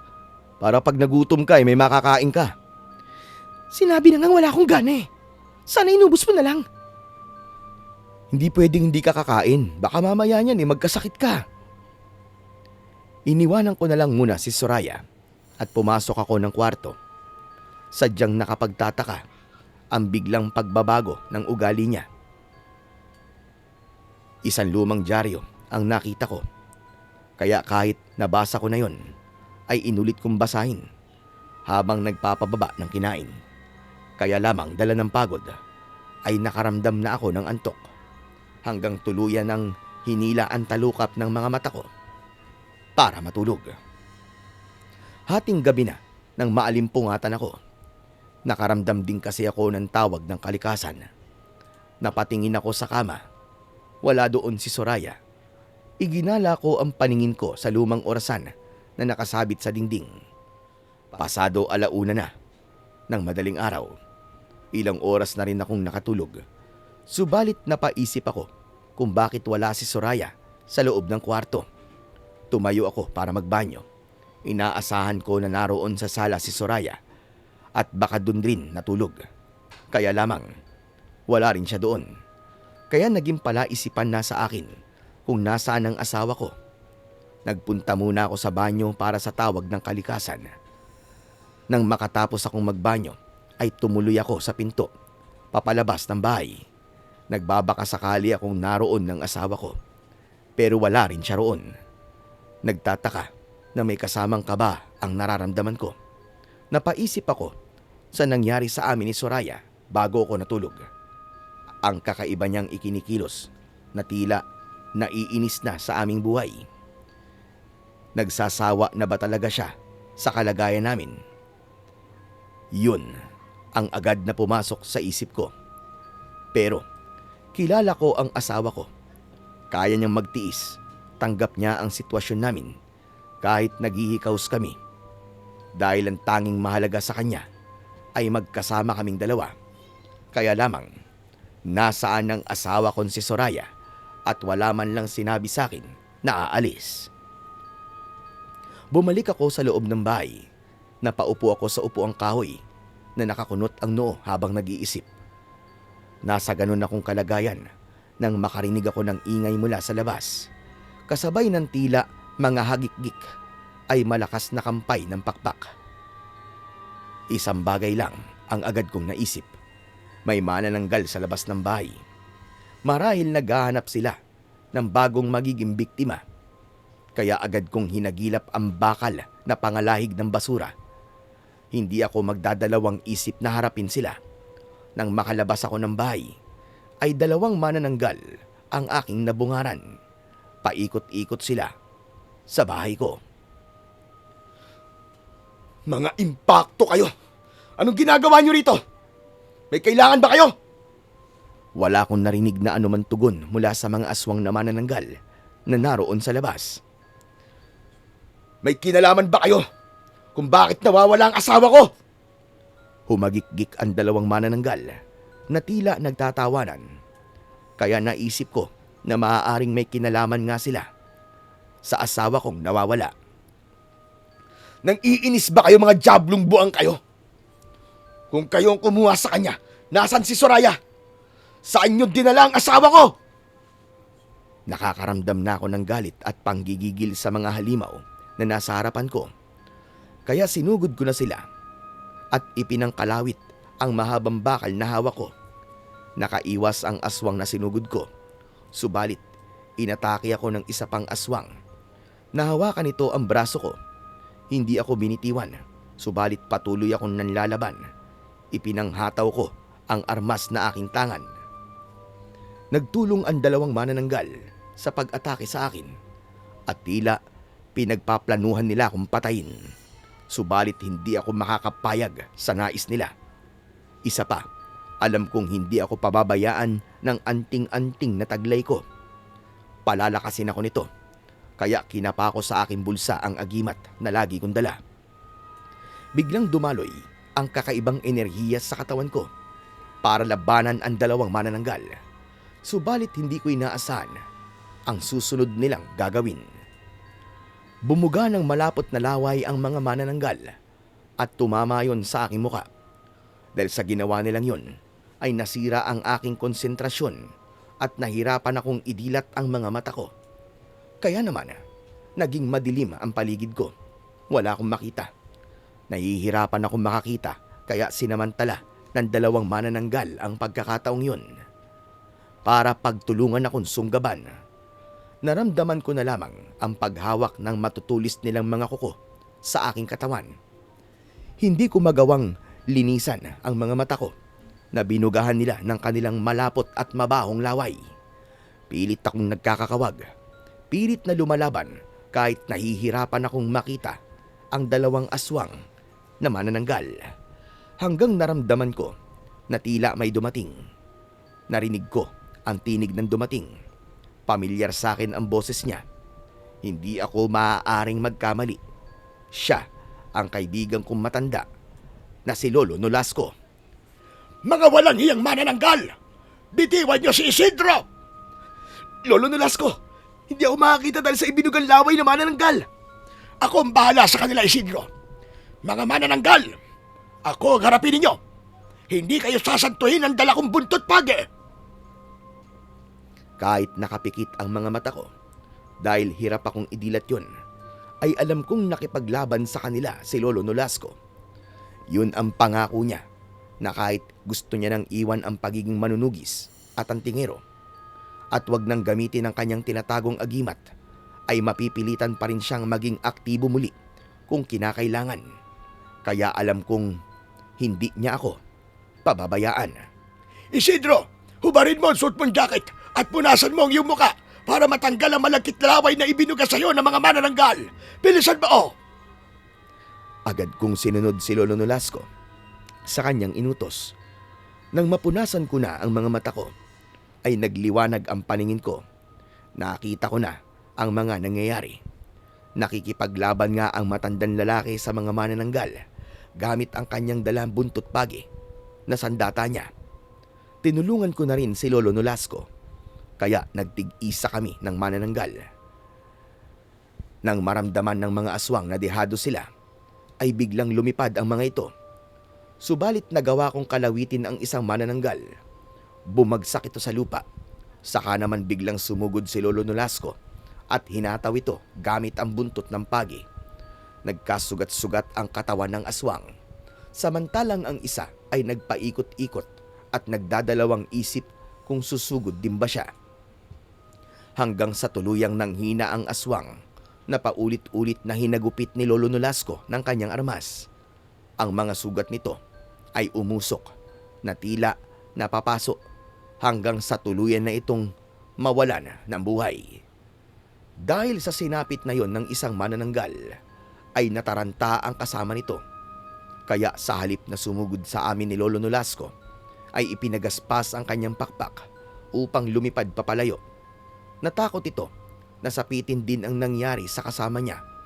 Sinundan namin ng aswang upang alamin kung saan ito papunta. dahil siguradong sa lugar na pupuntahan ay naroon ang iba pang kasama.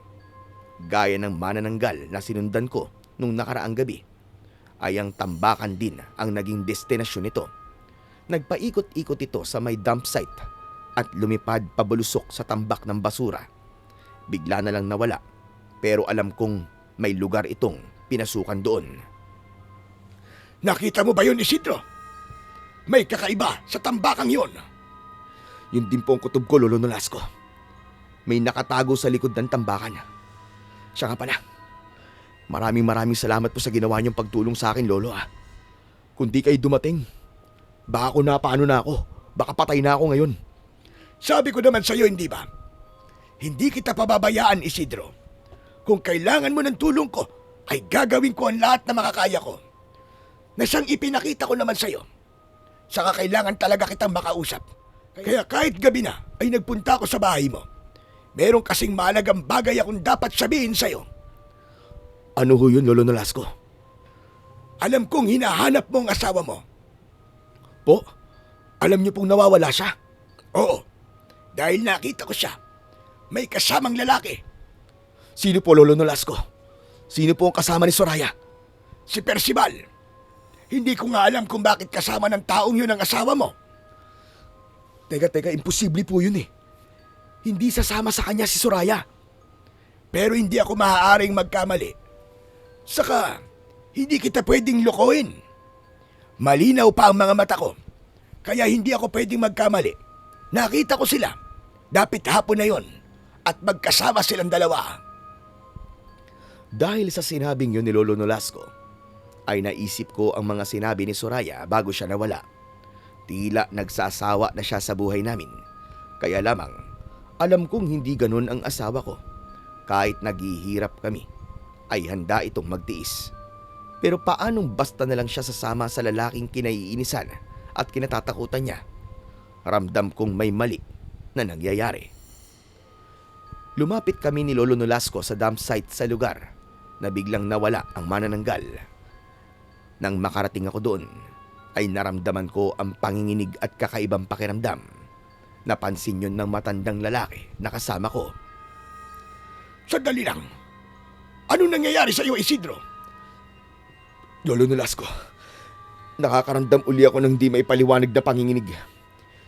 May kung anong kakaibang enerhiya ako nararamdaman. Iniisip kong baka sa mga elementong meron sa mga basura. At yun na nasasagap ng aking anting-anting. Isidro, hindi mga elemento mula sa basura ang dahilan, kundi dahil yun sa masamang nilalang na posibleng nagkukubli sa likod ng mga basura. Ano pong ibig niyo sabihin, Lolo Nolasco? Kuta. Posibleng may kuta ng mga manananggal sa lugar na ito. Namumungad rito ang mga aswang. Ang ibig niyo pong sabihin na namumungad sila sa mga basurang yan? Marahil may lihim na lagusan dito patungo sa kanilang pinamumugaran. Ginagamit nila ang marumi at mabawong lugar na ito upang itago ang kanilang kabulukan at kasamaan. Kaya, hanapin mo yon. Hindi niyo po ako sasamahan? Mas mainam kung ikaw na lamang. At ako magbabantay dito sa labas. Dahil posibleng may mga manananggal pa na nasa galaan para humanap ng kanilang mabibiktima. At delikado kung aabutan kanila sa loob ng kanilang kuta. Sige po, Lolo. Hahanapin ko po ang lagusan na sinasabi mo. Papunta sa kuta ng manananggal. Heto, kunin mo ang buntot ng pagi. Kailangan mo to. At iiwan mo sa akin ang bakal na pangalaig. Mas mabisang panlaban sa mga manananggal ang armas na dala ko. Pumayag akong makipagpalit kay Lolo Nolasco. Lalo na kung yun ang makakabuti. At magiging mabisa para harapin ang mga kampon ng dilim na aking makakasagupa. Nang maibigay na sa akin yun ng matanda, ay iniwanan ko na siya. Gaya ng sinabi niya, siya ang magiging bantay sa labas habang ako ang hahanap sa lagusan patungo sa kuta ng mga manananggal. Habang paikot-ikot ako sa tambakan, ay lalong lumalakas ang nararamdaman kong panginginig. Patunay yun na malapit na ako sa hinahanap kong lagusan. Hanggang makakita ko ng nakatambak na basura Subalit, nakaawang lang yun. Hinawakan ko yun at nagulat pa ako nang lumaki ang awang. Dahil isang pinto pala ang aking nahawakan. May konting liwanag mula sa loob galing sa isang kakaibang bato na nagbibigay ng liwanag sa loob ng madilim na lugar. Tama si Lolo Nolasco. May kuta nga roon ang mga kampon ng kadiliman. Lakas loob naman akong pumasok sa loob. Sinalubong ako ng isang manananggal na marahil ay bantay doon. Agad kong hinagupit gamit ang buntot ng pagi ang manananggal. Paulit-ulit ko siyang hinagupit. Nagkasugat-sugat ang katawan nito hanggang sa hindi na nakayanan at nalagutan ng hininga. Talagang mabisa palang armas ang ipinagamit sa akin ng matandang antingero. Ginalugad ko ang loob ng kuta na tila isang kuweba sa ilalim ng bundok ng basura. Nanlaki ang mga mata ko nang makita ko roon ang mga kaputol na bahagi ng katawan ng tao mula sa bewang hanggang paa. Mga kalahating katawan ng mga manananggal yun. Doon sa lugar na yun pala iniiwan ang ibabang bahagi ng kanilang katawan. May mga katawan ng babae at lalaki ang nakahilera doon. Dapat may gawin ako sa mga kalahating katawan na naroon para hindi na makabalik ang katawang pang-itaas ng manananggal. Kamatayan nila ang magiging katumbas kapag hindi na sila nakabalik sa ibabang bahagi ng kanilang katawan bago sumikat ang araw. Kailangan may ilagay ako sa kaputol ng kanilang katawan. Maaaring asin, abo o anumang bagay na may asido at maaaring magdulot ng reaksyon sa sariwang sugat. Kaya lang, wala akong dala ng pagkakataong yun. Kaya umisip ako ng paraan. Nasa lugar ako ng tambakan kaya alam kong merong pwede akong gamitin doon. Habang iginagala ko ang aking mga mata, ay may tumakbong mga daga. Kasunod ang malakas na kalabog. Napadako ang aking tingin sa pinagmulan ng daga. May anino akong nakita roon. Lumapit ako at ganun na lang ang gulat ko nang makita ko roon ang asawa ko. Nakasalampak sa maruming lupa si Soraya. Tulala siya at tila wala sa kanyang sarili. Agad akong lumapit sa kanya. Soraya! Soraya, ano nangyari sa'yo? Soraya, tumingin ka sa akin. Asawa ko, auto. Si Isidro to. Asawa ko, tumingin ka sa akin. Niyugyug ko si Soraya. Kaya lamang, tila wala itong pakialam at walang naririnig. Hindi ko alam kung anong nangyayari sa kanya. Dahil sa nakita kong kalagayan ni Soraya, ay nawala ang isipan ko sa mga kalahating katawan ng manananggal. Ang tanging nasa utak ko ng mga sandaling yon ay alisin sa lugar na yon si Soraya. Kailangang iligtas ko siya dahil delikado siya doon. Pilit kong tinayo si Soraya. Nahihirapan ako dahil wala siya sa kanyang sarili. Pero pinagsikapan ko siyang alalayan para mailabas ng lugar na yon. Hanggang sa mailabas ko na siya. Nang makalabas na kami ni Soraya ay sinalubong ako ni Lolo Nolasco. Tama nga ang kutob ko. Narito nga ang asawa mo, Isidro. Manananggal po ang kumuha sa kanya. Di ba sabi niyo po si Percival? Oo, ibig lang sabihin, isang manananggal si Percival. Tsak, maging ang lola niya. Hindi lang isang manananggal si Dalmacia, kundi isa rin siyang mambabarang. Ang kalagayan po ngayon ni Soraya, tulala siya at tila wala sa kanyang sarili. Tsak, kagagawan yun ni Dalmacia. May ginawa siya para mabago ang ugali ng asawa mo at maging ganyan ang kalagayan niya. Baka pumapano si Soraya, Lolo Nolasco. Hindi ko kakayaning mawala ang asawa ko. Ang anumang itim na kapangyarihan na ginamit ni Dalmacia kay Soraya ay maaaring mawala kung mapapatay natin na maglola. Babalik po ako sa loob, sa lugar na pinag-iwanan ng mga manananggal sa kalahati ng katawan nila. Dapat hindi na sila makabalik doon. Nag-uusap kami ni na Lolo Nolasco nang marinig namin ang mga pagaspas ng pakpak. Nang lingunin namin yon, ay nakita namin ang lumilipad na kalahati ng katawan ni na Percival at ng Lola Dalmacia nito. Lapastagan! Pumasok ka na walang pahintulot sa aming kuta! Nagawa mo na palang kunin ang asawa mo! Anong ginawa mo sa kanya? Walang hiya kang matanda ka! Wala ka na ron! Hindi ba parang estatwa na lang siya? Tulala at hindi mo makausap. Kaya hindi rin niya nalalaman ang mga nangyayari.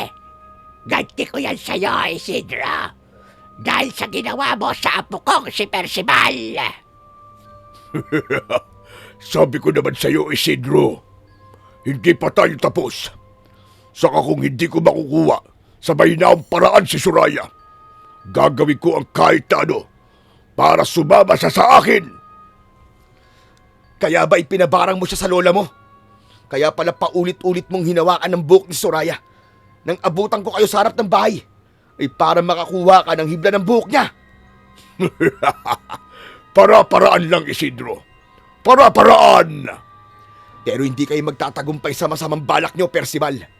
At lalong hindi ako makakapayag na kunin mo ang asawa ko.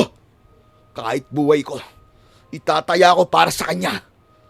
Dadaan ka muna sa bangkay ko bago mo siya makuha. Pag-ibig hanggang kamatayan. Eh di sige, tignan natin kung hanggang saan mo kayang ipaglaban ang asawa mo. Biglang sumugod ang manananggal na si Percival. Sinalubong ko naman siya ng hawak kong buntot pagi at ipinanghataw ko yun sa putol niyang katawan. Agad namang lumahid sa kanya ang hawak kong armas. Nakita ng matandang manananggal na dihado ang kanyang apo, kaya siya naman ang umatake sa akin. Dalawa sila laban sa akin, pero hindi ako maaaring magpadaig sa kanila. Dahil nakita ni Lolo Nolasco na pinagtutulungan ako ng maglolang manananggal. Kaya inilagay niya sa ligtas na lugar ang tulalang si Soraya. Saka tinulungan niya ako. Nagtulong kami ng matandang antingero para harapin ang maglolang manananggal. Hindi naging madali na harapin ang mga ito. Palaban sila at mas malakas kaysa sa pangkaraniwang aswang. Ang maglolang ito ang siyang pinakapinuno pala ng mga manananggal na nanganganlong sa nakakubling kuta sa tambakan ng basura. Sila rin ang may pakana ng mga patayan at nawawalang bata. Malamang pinatay na nila ang mga batang kinuha nila at inihalo na ang katawan sa mga basurang naroon upang maitago ang mga bangkay. Kaya kailangan mabigyan ng katarungan ang kanilang sinapit. Kamatayan lamang ang maaaring maging kabayaran. Dapat mawala ang mga manananggal. Hindi kami tumigil ni Lolo Nolasco para harapin sila. Sa bawat hataw ng matandang lalaki gamit ang bakal na pangalayg ay sinasabayan ko yun ng panghagupit. Salamat na lamang sa tulong ng anting-anting na aming taglay, kaya hindi kami basta nakakaramdam ng pagod. Patuloy kaming pinalalakas nito para harapin ang mga kampo ng dilim. Hanggang sa ang maglolang manananggal ay sumuko na at nakaramdam ng pagod. Lalo na't sugatan na rin ang kanilang katawan.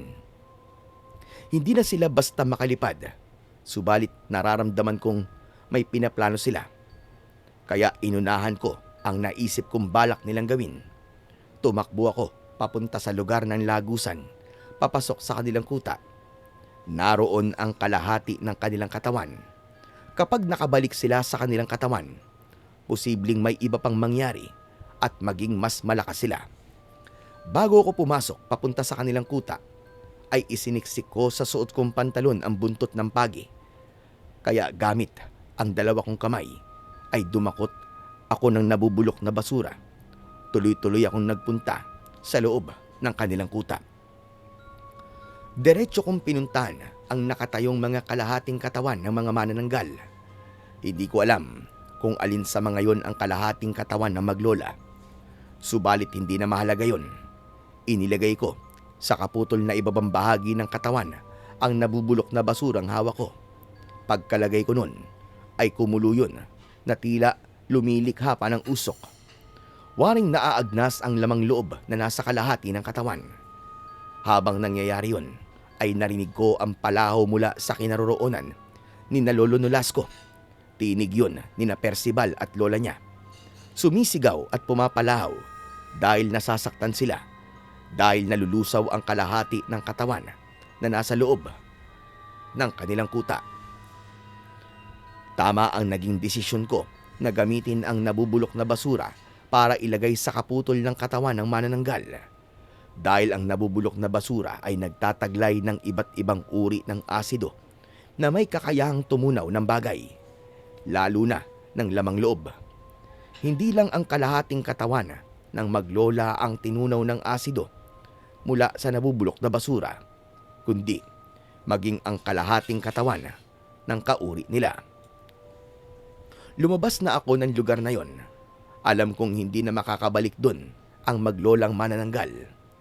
Hindi na mabubuo pa ang kanilang katawan. Kaya nakita ko nang lumabas ako ng kuta ang nakabulagtang pang itaas na katawan ni na Percival at Lola Dalmacia. Dilat ang mga mata at puro sugat dahil sa hagupit ng buntot ng pagi. May iniabot sa akin si Lolo Nolasco. Isang lighter yon, kaya naintindihan ko ang ibig niyang ipahiwatig. Humila ako ng tuyong basura at dinala ko sa kalahating katawan ng maglolang manananggal. Sinindihan ko yon at agad naman yung sumiklab hanggang kainin na ng apoy ang katawan ng dalawang aswang.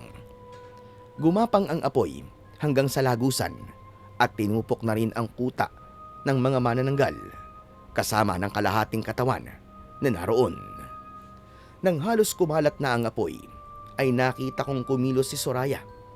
Mula sa pagiging tulala, lumapit siya sa akin, sabay yakap ng maigpit. Nakalaya na rin siya sa wakas sa kapangyarihang itim ni Lola Dalmacia na isang malupit na mambabarang.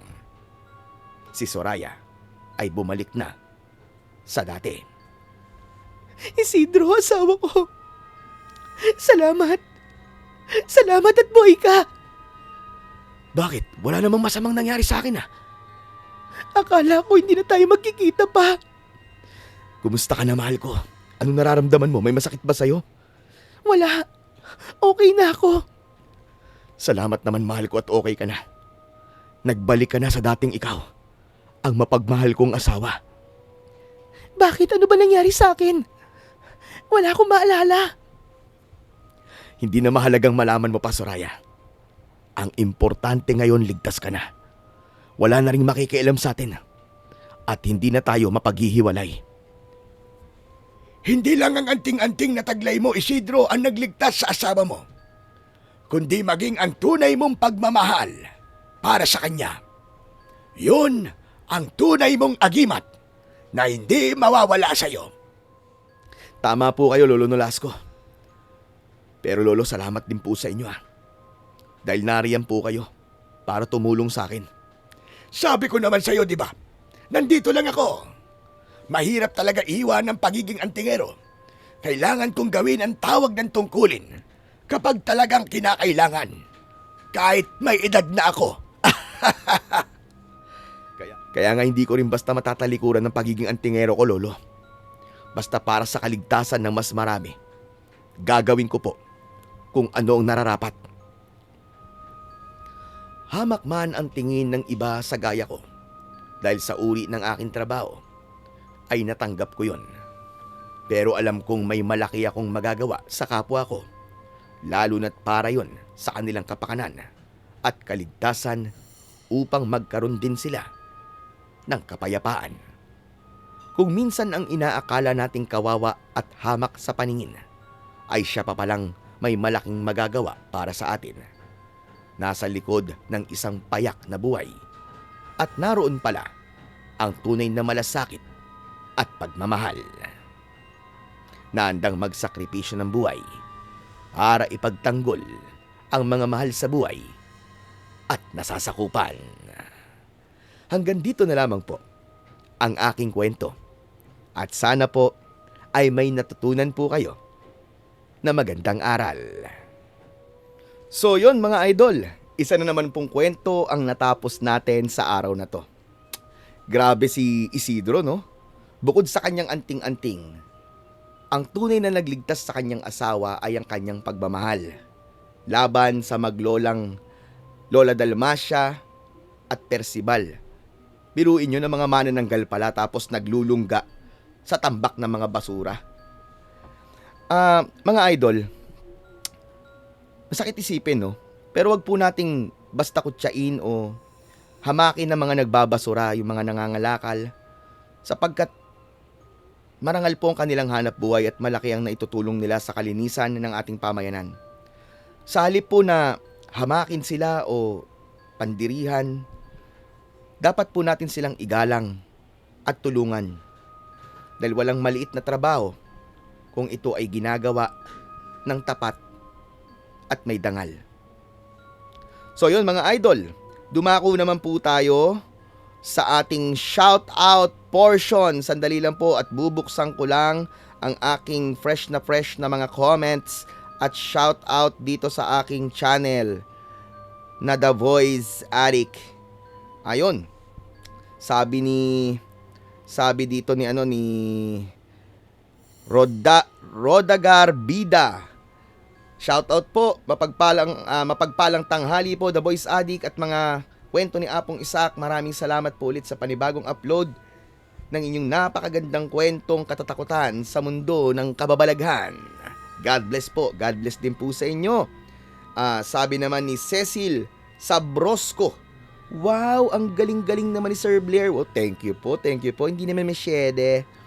Sabi naman po ni Wilma Santos Pangilinan, ang tawa ko sa katwiran ni Sender Ramon. Shoutout po from Dammam, Saudi Arabia. Lagi po akong nakikinig sa inyong kwento. Thanks po. God bless po. Always. Wow, hello po sa inyo dyan sa mga taga Dammam, Saudi Arabia, sa mga masisipag po nating OFW dyan po sa Middle East. Mabuhay po tayong lahat. Kayo po ang bagong bayani ng bagong henerasyon. Sabi naman po ni Ronlyn Riobuya, nakakatuwa po ang kwento pero mas nakakatuwa yung expression niyo po, Kuya Blair. Naku, talagang ganun po, pagpasensyahan niyo na. Pag nagbabago po kasi ako ng boses, hindi ko po mapigilang mapangiwi at talagang umaksyon-aksyon para po yung jerk ko sumasabay po dun sa linya. Ewan ko po, siguro yun lang yung style ko. Pero hindi ko naman nilalahat na kaming mga voice actor ganun. Ako lang po siguro yung ganun. Ewan ko po sa iba. Sabi naman po ni Alisa Omandak, galing nyo naman po Sir Blair. Lahat ng boses kaya mo po. I'm watching from Abu Dhabi. Hello po sa mga taga Abu Dhabi, sa mga masisipag nating OFW dyan. Mabuhay po tayong lahat. At pagpalain po tayo ng ating Panginoon at bigyan pa po tayo ng lakas ng katawan para magampanan po natin ang ating mga suliranin at trabaho natin sa araw-araw na ayon po sa kanyang kagustuhan. Muli, nagpapasalamat po ako sa inyo pong walang sawang pagsuporta at pakikinig ng aking mga kwento dito po sa aking channel. Mag-comment po kayo para po ma-shoutout ko po kayo sa susunod po nating istorya. Maraming salamat po. Hanggang sa muli po nating pagkikita.